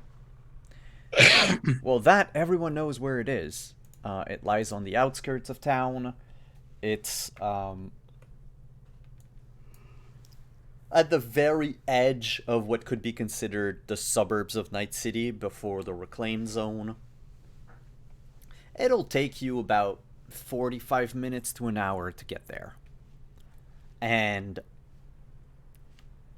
NCPD presence in the street is very, very slim tonight. Almost like they had gotten a message or something. You drive through the combat zone to the sound of, the general gunfire, screams, all of that. The huge. The huge. You make your way out of Night City, and you notice as you approach the bridge south of town that there are more and more Raffenshivs coming into the city. You recognize them by their flags, by the emblem on their coats. they're traveling in small packs, 2 to 4 people at a time. It's just so far you've encountered probably 16 of them tonight. And when you cross the bridge and get into Haywood, their presence diminishes. You see like 1 or 2. Mind you, one of them might just be someone who wears a symbol on their jacket that looks reminiscent of a flaming skull, maybe. And as you exit, like drive up to the edge of town, really, they're not there anymore. They really seem to congregate on the island. By the time you've exited town, you find yourself coming close to the Aldecaldo camp.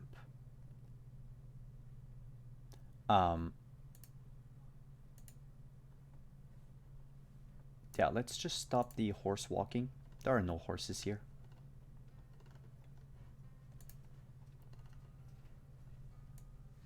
It's an amalgamation of cars, trucks, and RVs. Heavily customized. Many of them old, armored 18-wheelers that have been retrofitted so that their sides can open up, either upwards or downwards, to create a bigger living space. Military tents. A lone donkey. Military tents. A few actual animals, not a donkey, but you do notice like children running after a dog. A non-cybered dog, which is very, very rare. You slow down as you approach their camp. There's the sign, you know, Aldecaldo. And 4, you could swear they're like modern cowboys, walk up to you. 2 of them have combat shotguns. One has a heavy maul, like sledgehammer, with barbed wire at the top on his shoulder. And the last one, true to form, has a belt with 2 heavy revolvers, one on each side. And the 3 that are armed with firearms, wait at a respectable distance, while the 3rd one, the one with the sledgehammer, motions for you to stop the car. The sun is setting outside, and you can see in the distance some of the people in the camp putting wood in fireplaces to start campfires. Do you stop the car? And who's driving? Merc's driving. Merc doesn't stop the car. He presses on the gas and says YOLO. No, I'm kidding. Is he really? I was gonna say, seems to escalate a little too quickly for Mark. But it still is within his character. That's the thing. No, Merc slows down and says, looks to the 3 of you and says, we're all packing, right?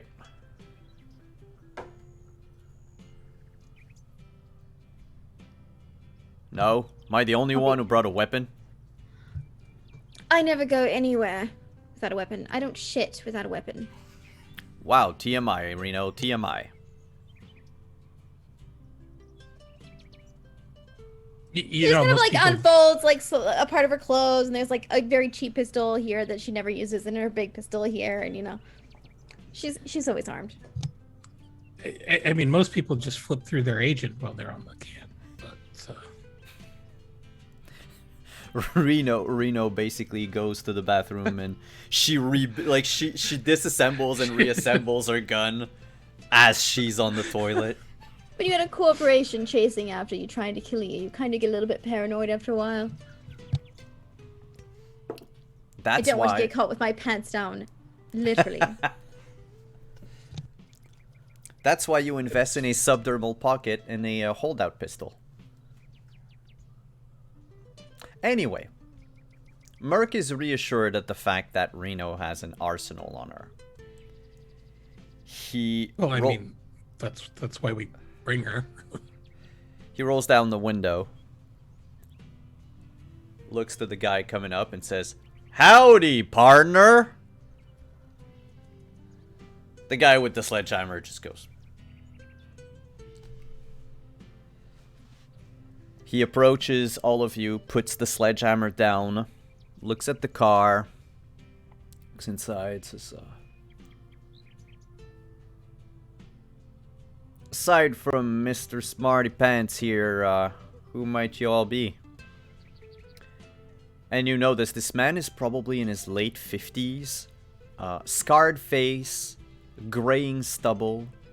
Most of his hair is sleeked back under a bandana, an old like rocker bandana from the early 2020s. He's dressed in a just a like sweater and a pair of overalls. Not really the cowboy type. This isn't the politician we're meeting, correct? No. Okay. You're at the Aldecaldos, the biggest clan of nomads who apparently let the Raffenschiv into town. Okay. So yeah, who might you be? One with the weapons. We're not looking for any weapons deal at the moment. What's your business here tonight? General curiosity. Typical city folk. Yeah, well, what you see here is what you get. We're simple folks living simple lives. Is that entertaining enough for you? To start, we're here for information. You got eddies? Maybe. Depends on how good the information is.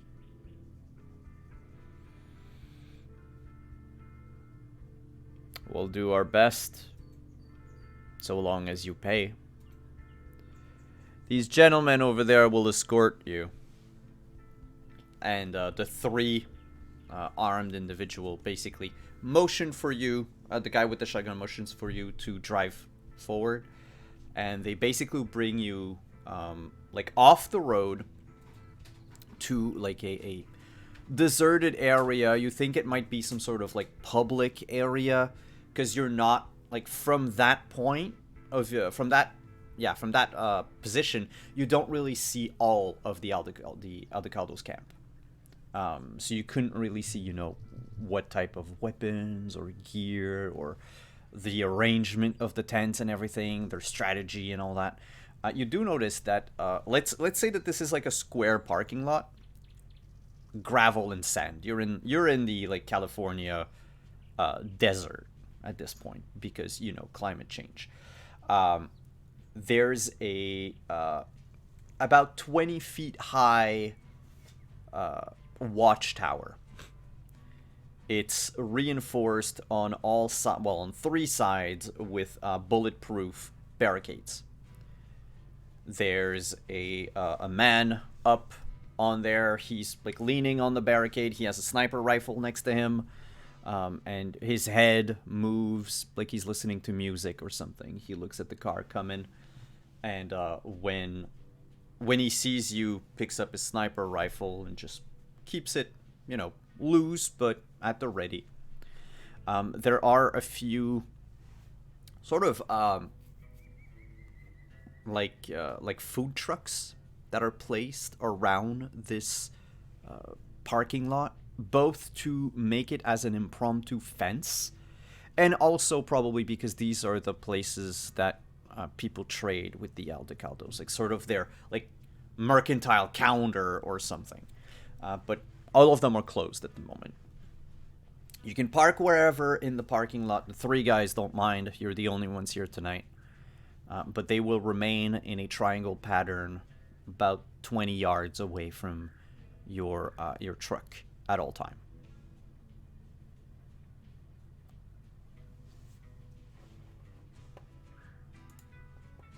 Merc stops the car. Oh, yep, go ahead. Yeah, no, I'm saying, all right. He stops the car. And he looks to you, Jimenez, and he says, I'm not super comfortable going out there. Yeah, no, we know. You're the wheelman. Yeah. So, y'all can go on ahead and, you know, if shit goes down, just, I don't know, scream in pain or something. Or we'll just message you and, you know, you can get the RV going. That'll work too, right? Yeah, do you want me to... And he, like, points to the rooftop. Yeah, no, let's not escalate things here. Like you said, we just want to talk. And don't really feel like getting shot, though. So we're just going to try to keep it chill. Last thing I really want to do is just go home and get yelled at for getting shot again. You know, like last time. Yeah, we can, if we can avoid that, that'd be awesome. Cool. All right.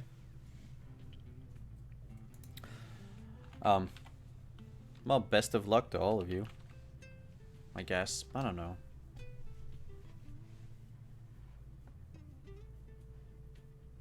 Thanks, I guess. Hey.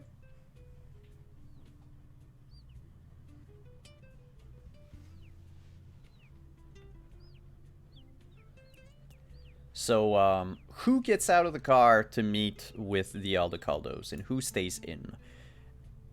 I will get out with everybody. All right. And I would like to know, for those of you who get out, what kind of weapon could someone see at first glance on you?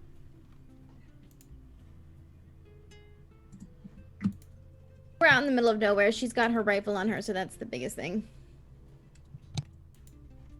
Okay. It's just on the back. She's got pistols at the ready that she would draw first, but it's there. Okay. Just checking. So if you come out with a rifle, immediately the person with the shotgun, like the three nomads would move, like circle around the car, so that the guy with the shotgun is the closest to you. Basically Fair play. tagging the biggest threat. Yeah, sure. She's not afraid of that.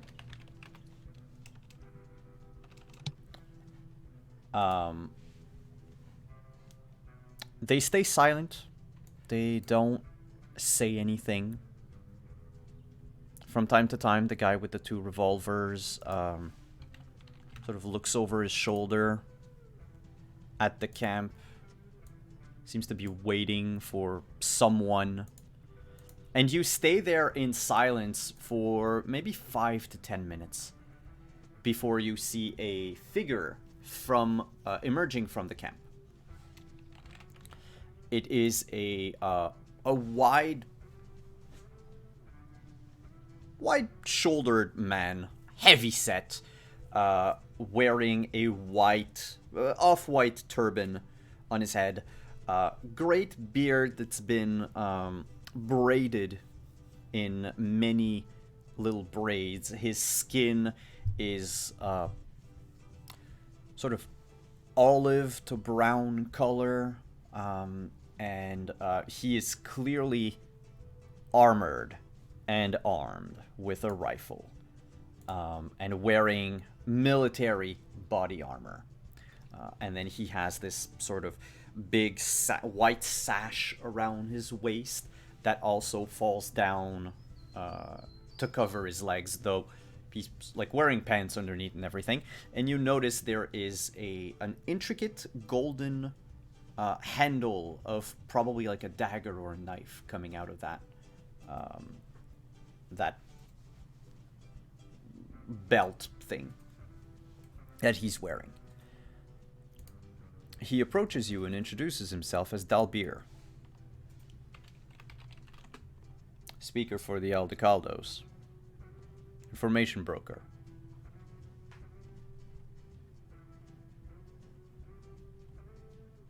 I've been told that you had money, that you wanted to know something. Told you have information, that you can tell us something. Looks like we both need something from the other. Refresh the GM's mind. Did you tell the Aldecaldos why you were coming? No. Okay. So what do you want to know? What can I help you with?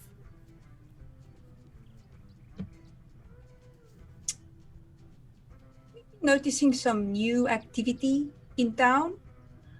The sort of activity that would usually be less welcome because of currently existing activity, but it does not seem to be. This does not seem to be any sort of. Well,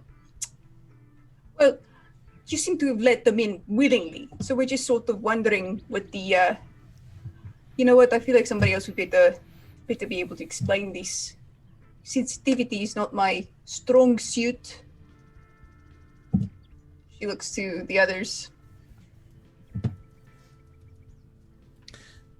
Well, my associate Reno and I, my name's Carlton. We're concerned homeowners in Night City, and been noticing that while our property values are not very high to begin with, they're certainly taking a hit due to some less than savory elements adding to our neighborhood a little bit more, and we've come to understand that their access to Night City has been granted by your organization, and we would just like to know why. Sort of fucking white picket fence, closed-in community do you come from? Oh my god, are we gentrifiers? Oh my god. You're afraid that your property value is gonna go down? I look around here. Alright? Property value means shit. So if you're so concerned about bad elements coming into your neighborhood, I don't think you should come to us. I think you should go whine to your citizen patrol or something. What was the name again? The neighborhood watch. HOA. Well, you see, as homeowners and folks who do have tenants, we are concerned for their safety, and we just want to know why. I mean, we're not asking you to get rid of them, but it seems very unusual that a group like yourselves would allow another group to basically get a free pass in your territory. So it's our fault if your neighborhood gets shot up. Well, generally we're okay with 2 or 3 shoot-ups every week or so. But now it's getting close to the daily point, and there's only so much drywall that we can patch up. We thought we'd give you the courtesy since it's not your people, but neighbors. They're not neighbors. And this is private nomad business. City So folk take stay care out of of it. nomad business. We stay out of city folk business. Well, that would seem to be not the case, considering they're now in the city. Yeah, why do we So care? what is the truth? Truth is, they have a legitimate reason to go through, so we let them through. If nomad business isn't supposed to be city business and city business isn't nomad business, but you've seemed to have broken that rule, we're certainly happy making it your business.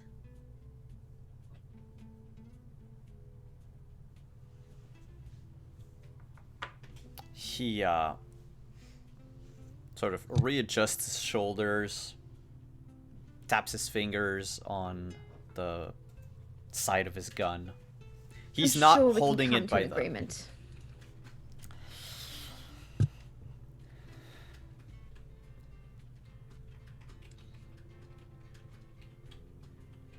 I'm sure we can. What's it worth to you? Like Beckett Jimenez. How expensive is your property? Oh, well, you know, at this point, we're not really looking for a compensation for our troubles, but I suppose that we would like to know who some of the key people are involved in managing the riffraff that have recently arrived. My. The three of you, well, maybe four with that cowardly driver, want to take on the whole clan? That's bold. That's suicide. Is it?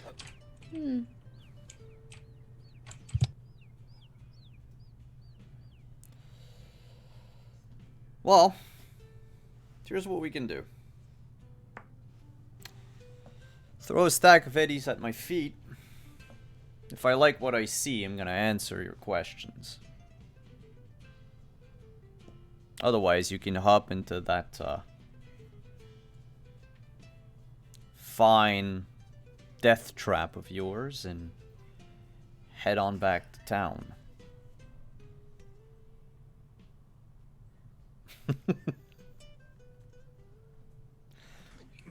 Trince's ears ring. She doesn't know why.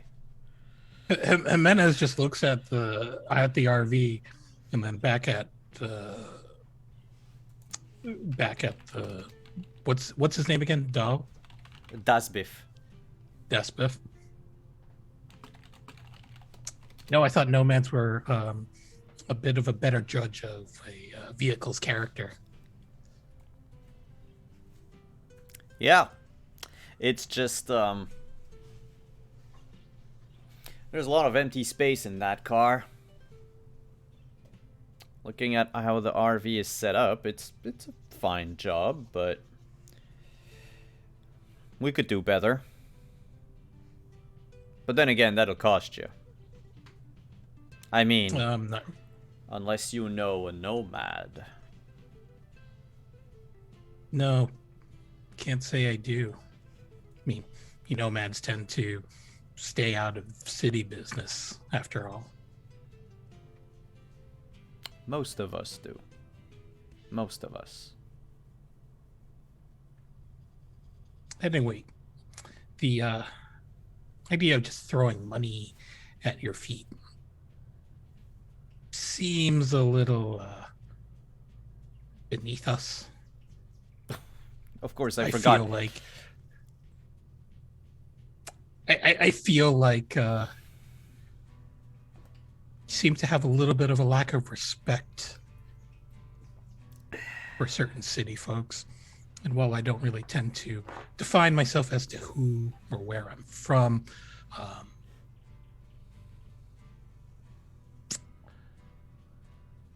I just don't think you know me very well. Make a reputation check. What am I rolling for that? Cool plus reputation plus a d10.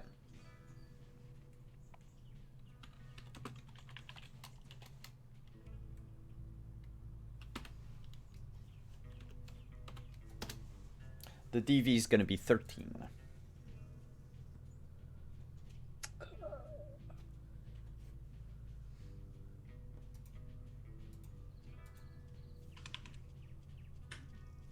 $21.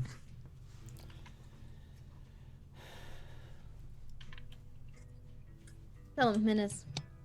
23. He's like, I know who I'm talking to.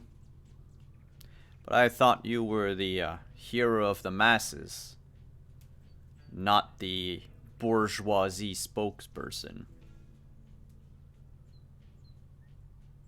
Turns out he's flexible. In more than one way, so I've heard. TMI again.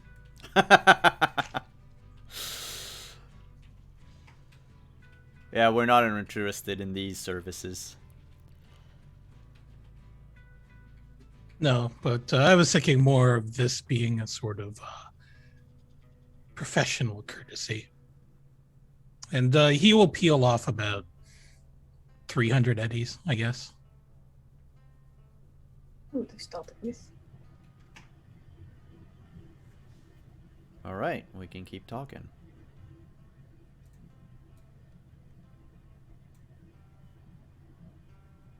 Word is there's about 50 of them. We allowed only a very specific family in. Didn't want the whole Raffenschiff to show up. Should have numbered around 30 to 40. Don't really keep track of them. We tend to shoot on sight.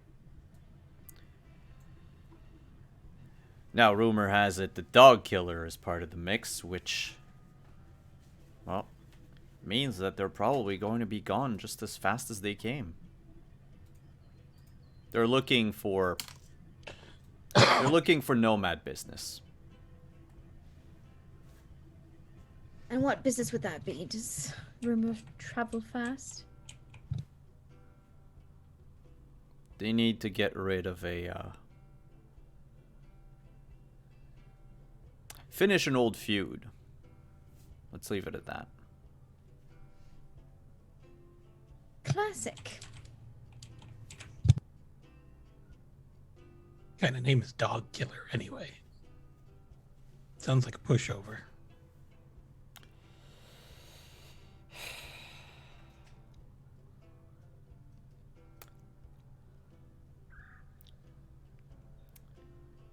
He tells you why he's called Dog Killer, but it's a line in our game, so make of that what you will. But there is a lot of animal abuse in what he says. And that's what he does. Nice guy. No. That's what he does before turning on the humans after. Oh my god, we gotta move Dutch. Immediately.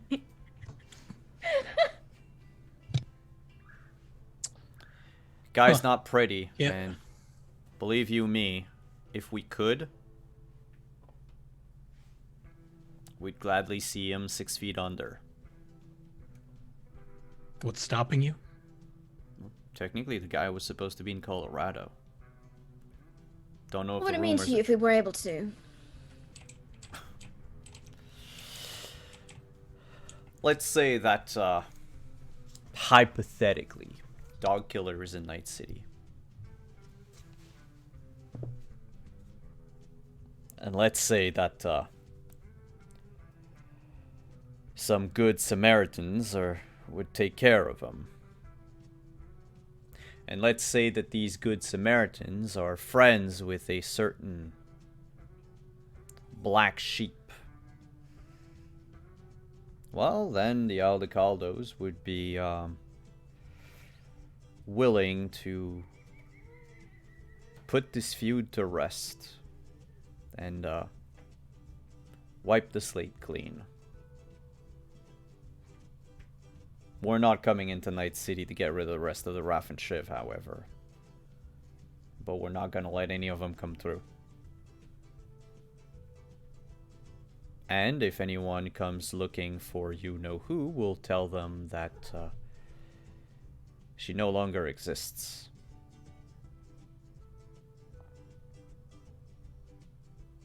Well, her or her uncle. Do I know? Is there rumors on how good nomads are to their word? That would be a local expert. Okay, we can do that.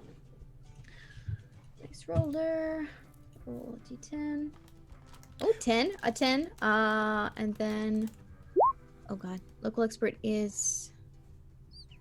Would I need to have, like, nomads, or is it, like, your home? It would be local. Well, yeah, no. Your home would be if you were Jinx. So, Okay. yeah, that would be just So zero. intel. Okay, that's fine. That's fine. So a 16 with a 10. I don't know if I roll again for that. I have no idea. Yes, you roll again. And Okay. Jimenez, that would be an 11, I believe. What's your rank in local expert? 3. 3? Yeah. So in your case would be an 11. Because again, not a nomad. Though you've traveled from the East Coast to the West Coast, so you have been with nomads as you traveled. So both you and Reno with her check would know that. So nomads were found on the principle of community. They were people that were displaced and rendered homeless by the great corporations. Principally? No, that's not a word. Mainly Petrochem and Biotechnica. They were people that lived in the Midwest and the South of the United States, and all of their lands and all of their homes and even entire cities were evacuated to make room for endless fields of wheat. The specific branch of like subtype I don't remember, but it's the one that they make the chew-to from.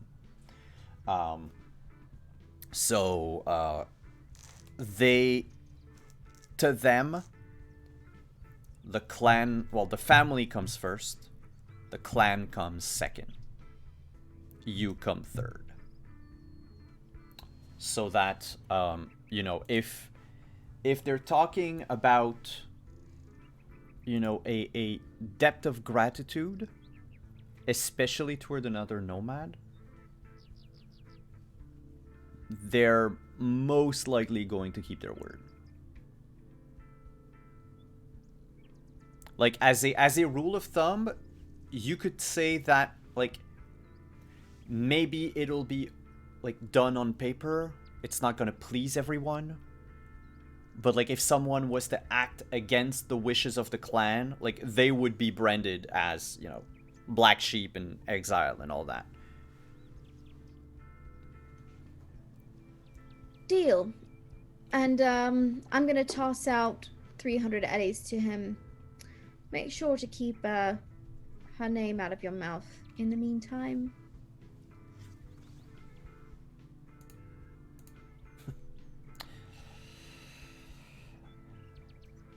Shouldn't take too long. Oh. To keep... I just want him to make sure that he doesn't, like, until, we haven't gotten the job done yet. So I want to make sure that until that's done, nothing about Jinx. Yeah. Well, he says...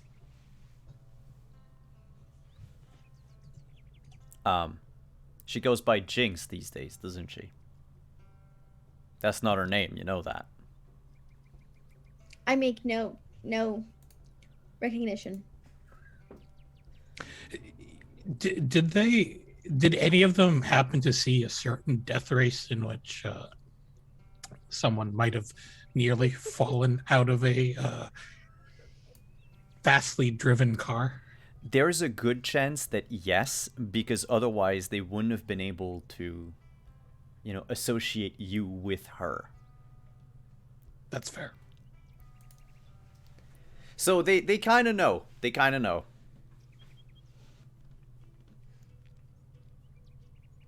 Cool. All right. I guess I just have one other question.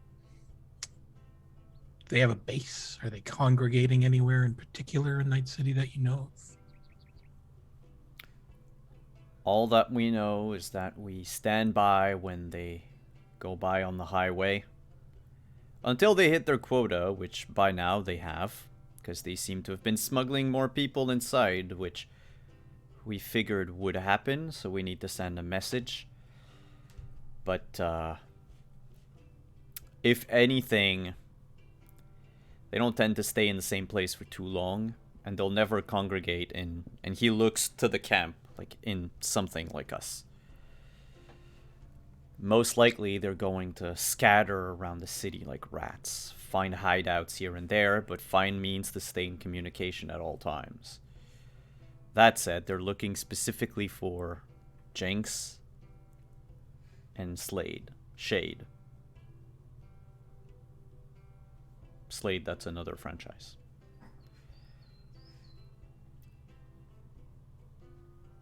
Mind you, that would have been a very cool face claim anyway. Huh.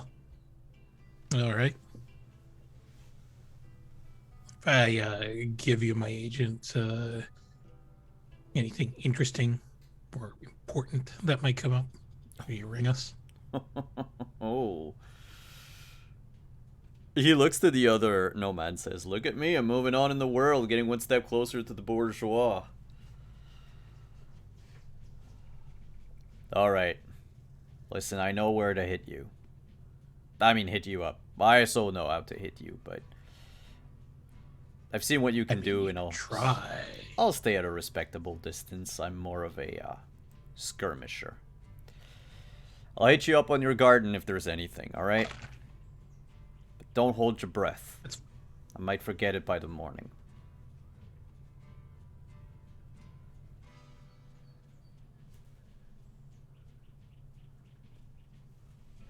Alright, that's fair. Otherwise, you're always welcome in our neck of the woods. And he picks up the eddies on the ground and says, especially if you're going to be that generous. We've got mouths to feed.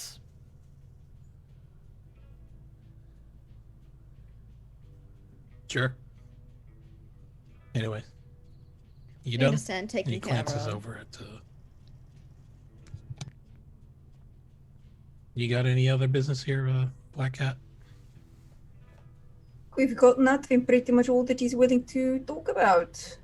But if he remembers anything else, she'll give him her contact information as well, and then 150 eddies, and say this'll maybe jog your memory to follow up if anything occurs. You know, make you a little less likely to forget.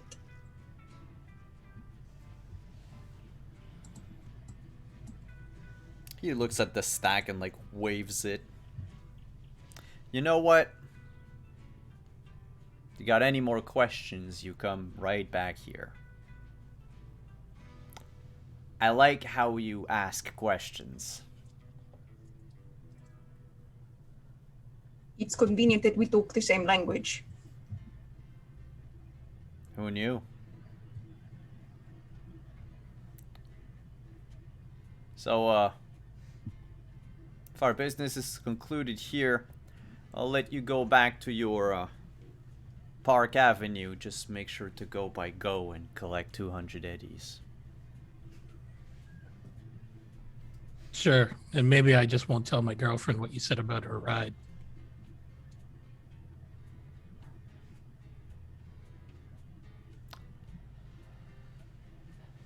Tell your girlfriend that she should make sure that the suspension is reinforced, especially if you're going to be driving around out of the city. Terrain here is not the best. This was made to go on the roads. She might want to make it off-road.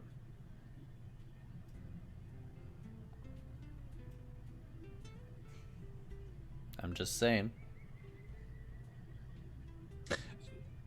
Just for kicks, Jimenez did record that. And he will clip that and send that over to Trins later. You just remind me, you don't have the Braindance recorder, right? No. It's just visual and okay.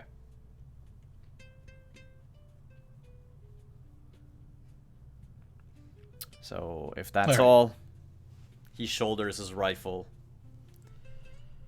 and basically like bows a little, but he keeps moving back, never turning his back on you for a good like 50 paces about.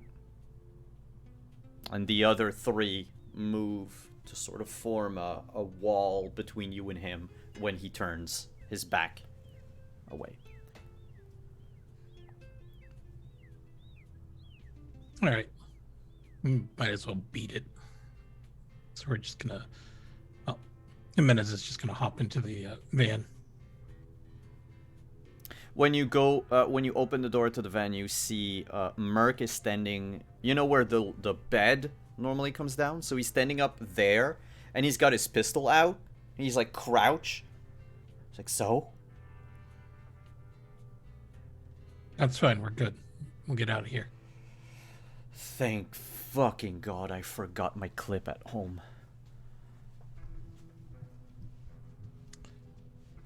You're a real pro, Merc. I'm a thief, not a killer.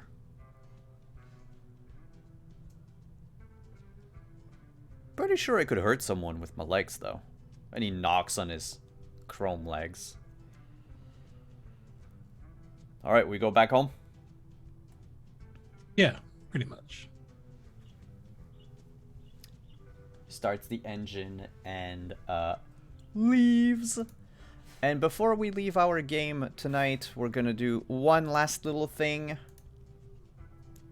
Jinx, back at the apartment.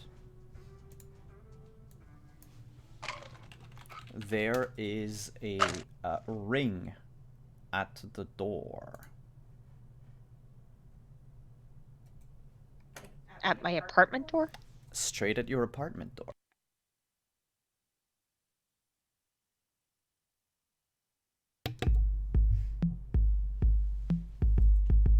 Can I look through the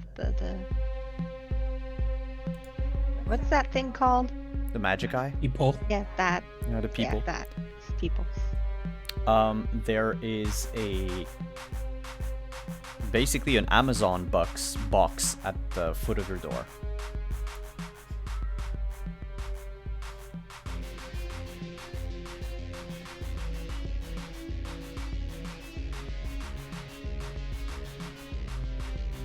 What's in the box?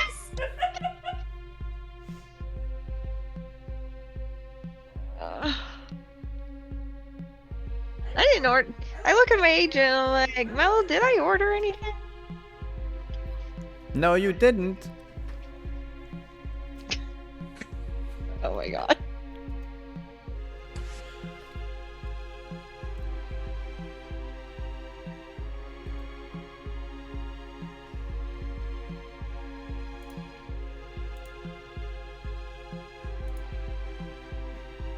I want to touch it.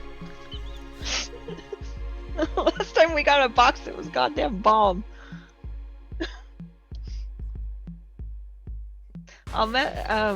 Wait, who's here with me? I'll message Trends. Be like, Yeah? I got a box at the door. Oh, did somebody send more C4? I don't know. I don't want to touch it. I want it to explode on me. Okay. I'll be there in a second. Okay. Ow. Yeah, there is a box about the size of a, I don't know, maybe like 2.5 feet by 2.5 feet, like a cube.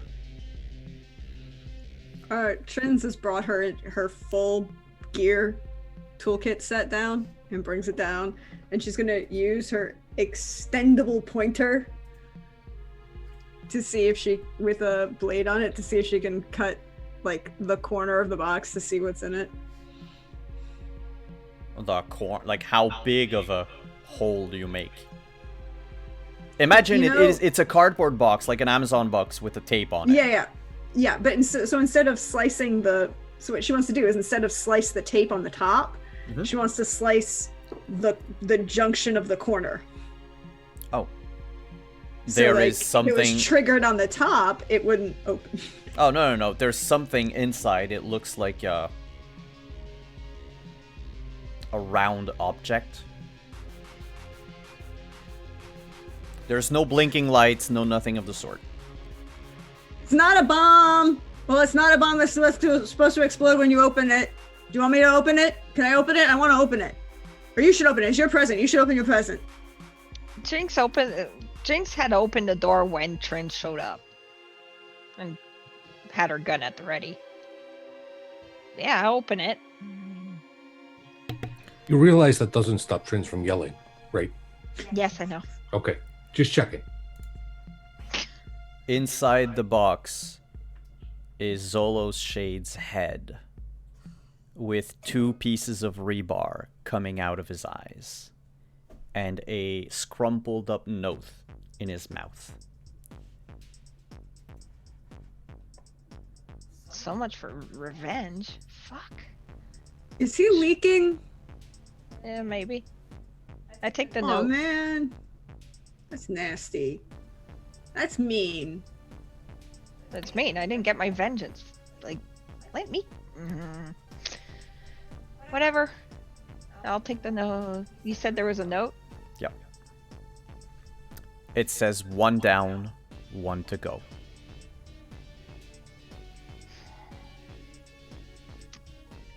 Great.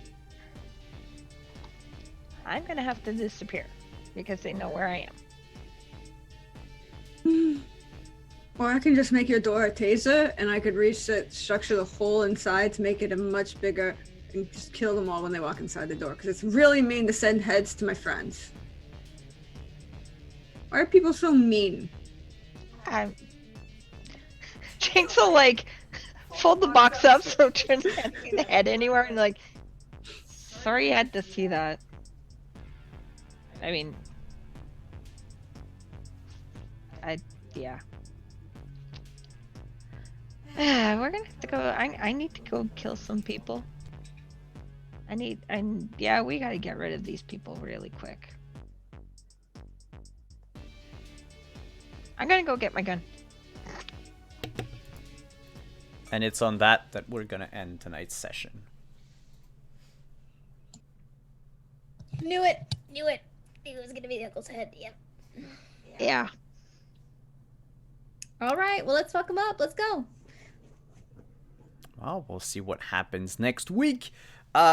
Please, dear players, let's go around the table. If you are on the internet, let us know where we can find you and what you have going on. We'll begin with Jinx this time. Funny. Aaron. And I'm here playing Jinx. That's about it. Oh, the stories. Okay, yes, I do. I have fanfics on a website. I will post. I didn't do anything new this week because I'm brain dead. So, but anyway, I will post the link in chat. Wow, brain. Ooh. Have a good week. Up next, Anino, where can we find you? Hey everyone, my name is Anino. You can find me on Twitter at Anino Gaming. Catch me tomorrow on the Level Up Dice channel for Scion, who is GM'd by a Wandering DM and also guest stars Hannah, playing as a true partner in crime. Is it a crime? I don't think it's a crime. I feel like what we're doing is a service. It's only a crime if you get caught, okay? Yeah. My partner in public service. There we go. We killed the Hydra, so, you know. And you made friends with a Cyclop. That's true. You also tried to kill the Hydra with a flaming mop. And Hannah decided to catch on fire. Speaking of, hey, Hannah, where can we find you? Hey, you can find me at Hanimation Art on Twitter, Hanimation Studios on Instagram and Facebook. And like Anino said, I will be here every Friday, and I will be on Level Up Dice tomorrow for Scion, 1 p.m. Eastern.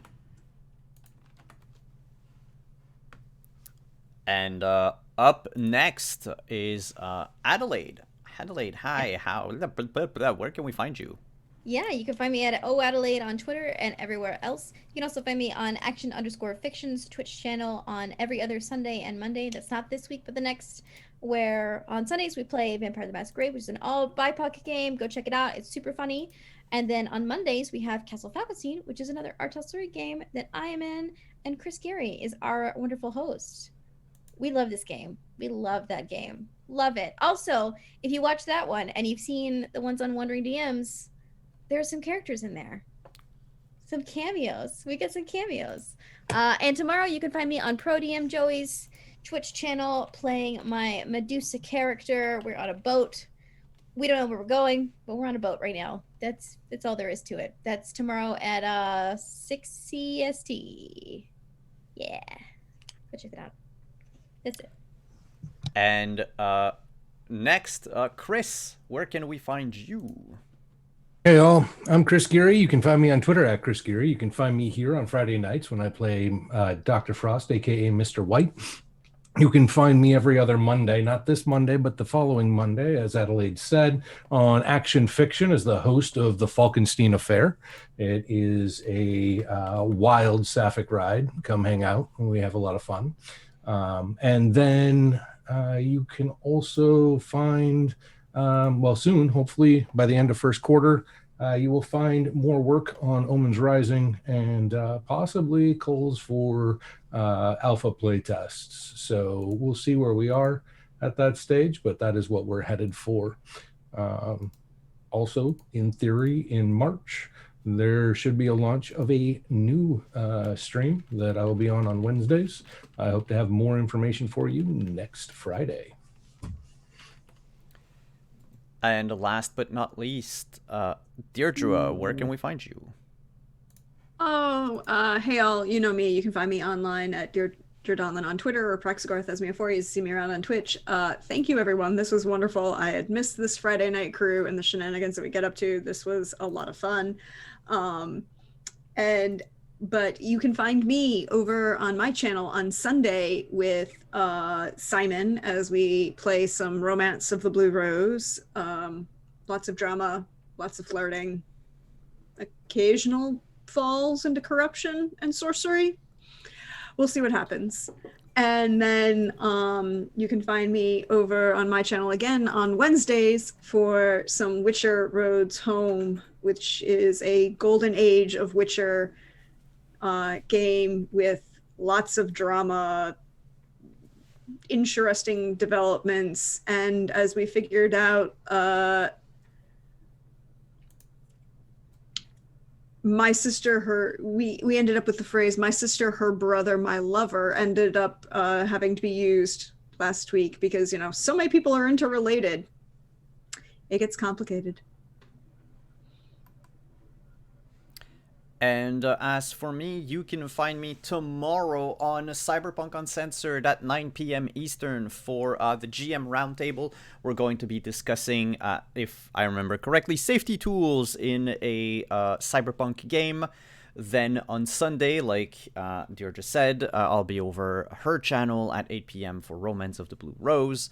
And then on Monday, we're back here at 8 p.m. for some Rime of the Frost Maiden, our D&D campaign in Icewind Dale, and then on Wednesday over on Unmade Gaming at 8 p.m. Eastern again, some more Cyberpunk, and of course back here on Friday. And if you want more Cyberpunk, though you will not see my face, but I am producing a Cyberpunk Red show on Sirenscape's channel. You definitely want to come by and watch.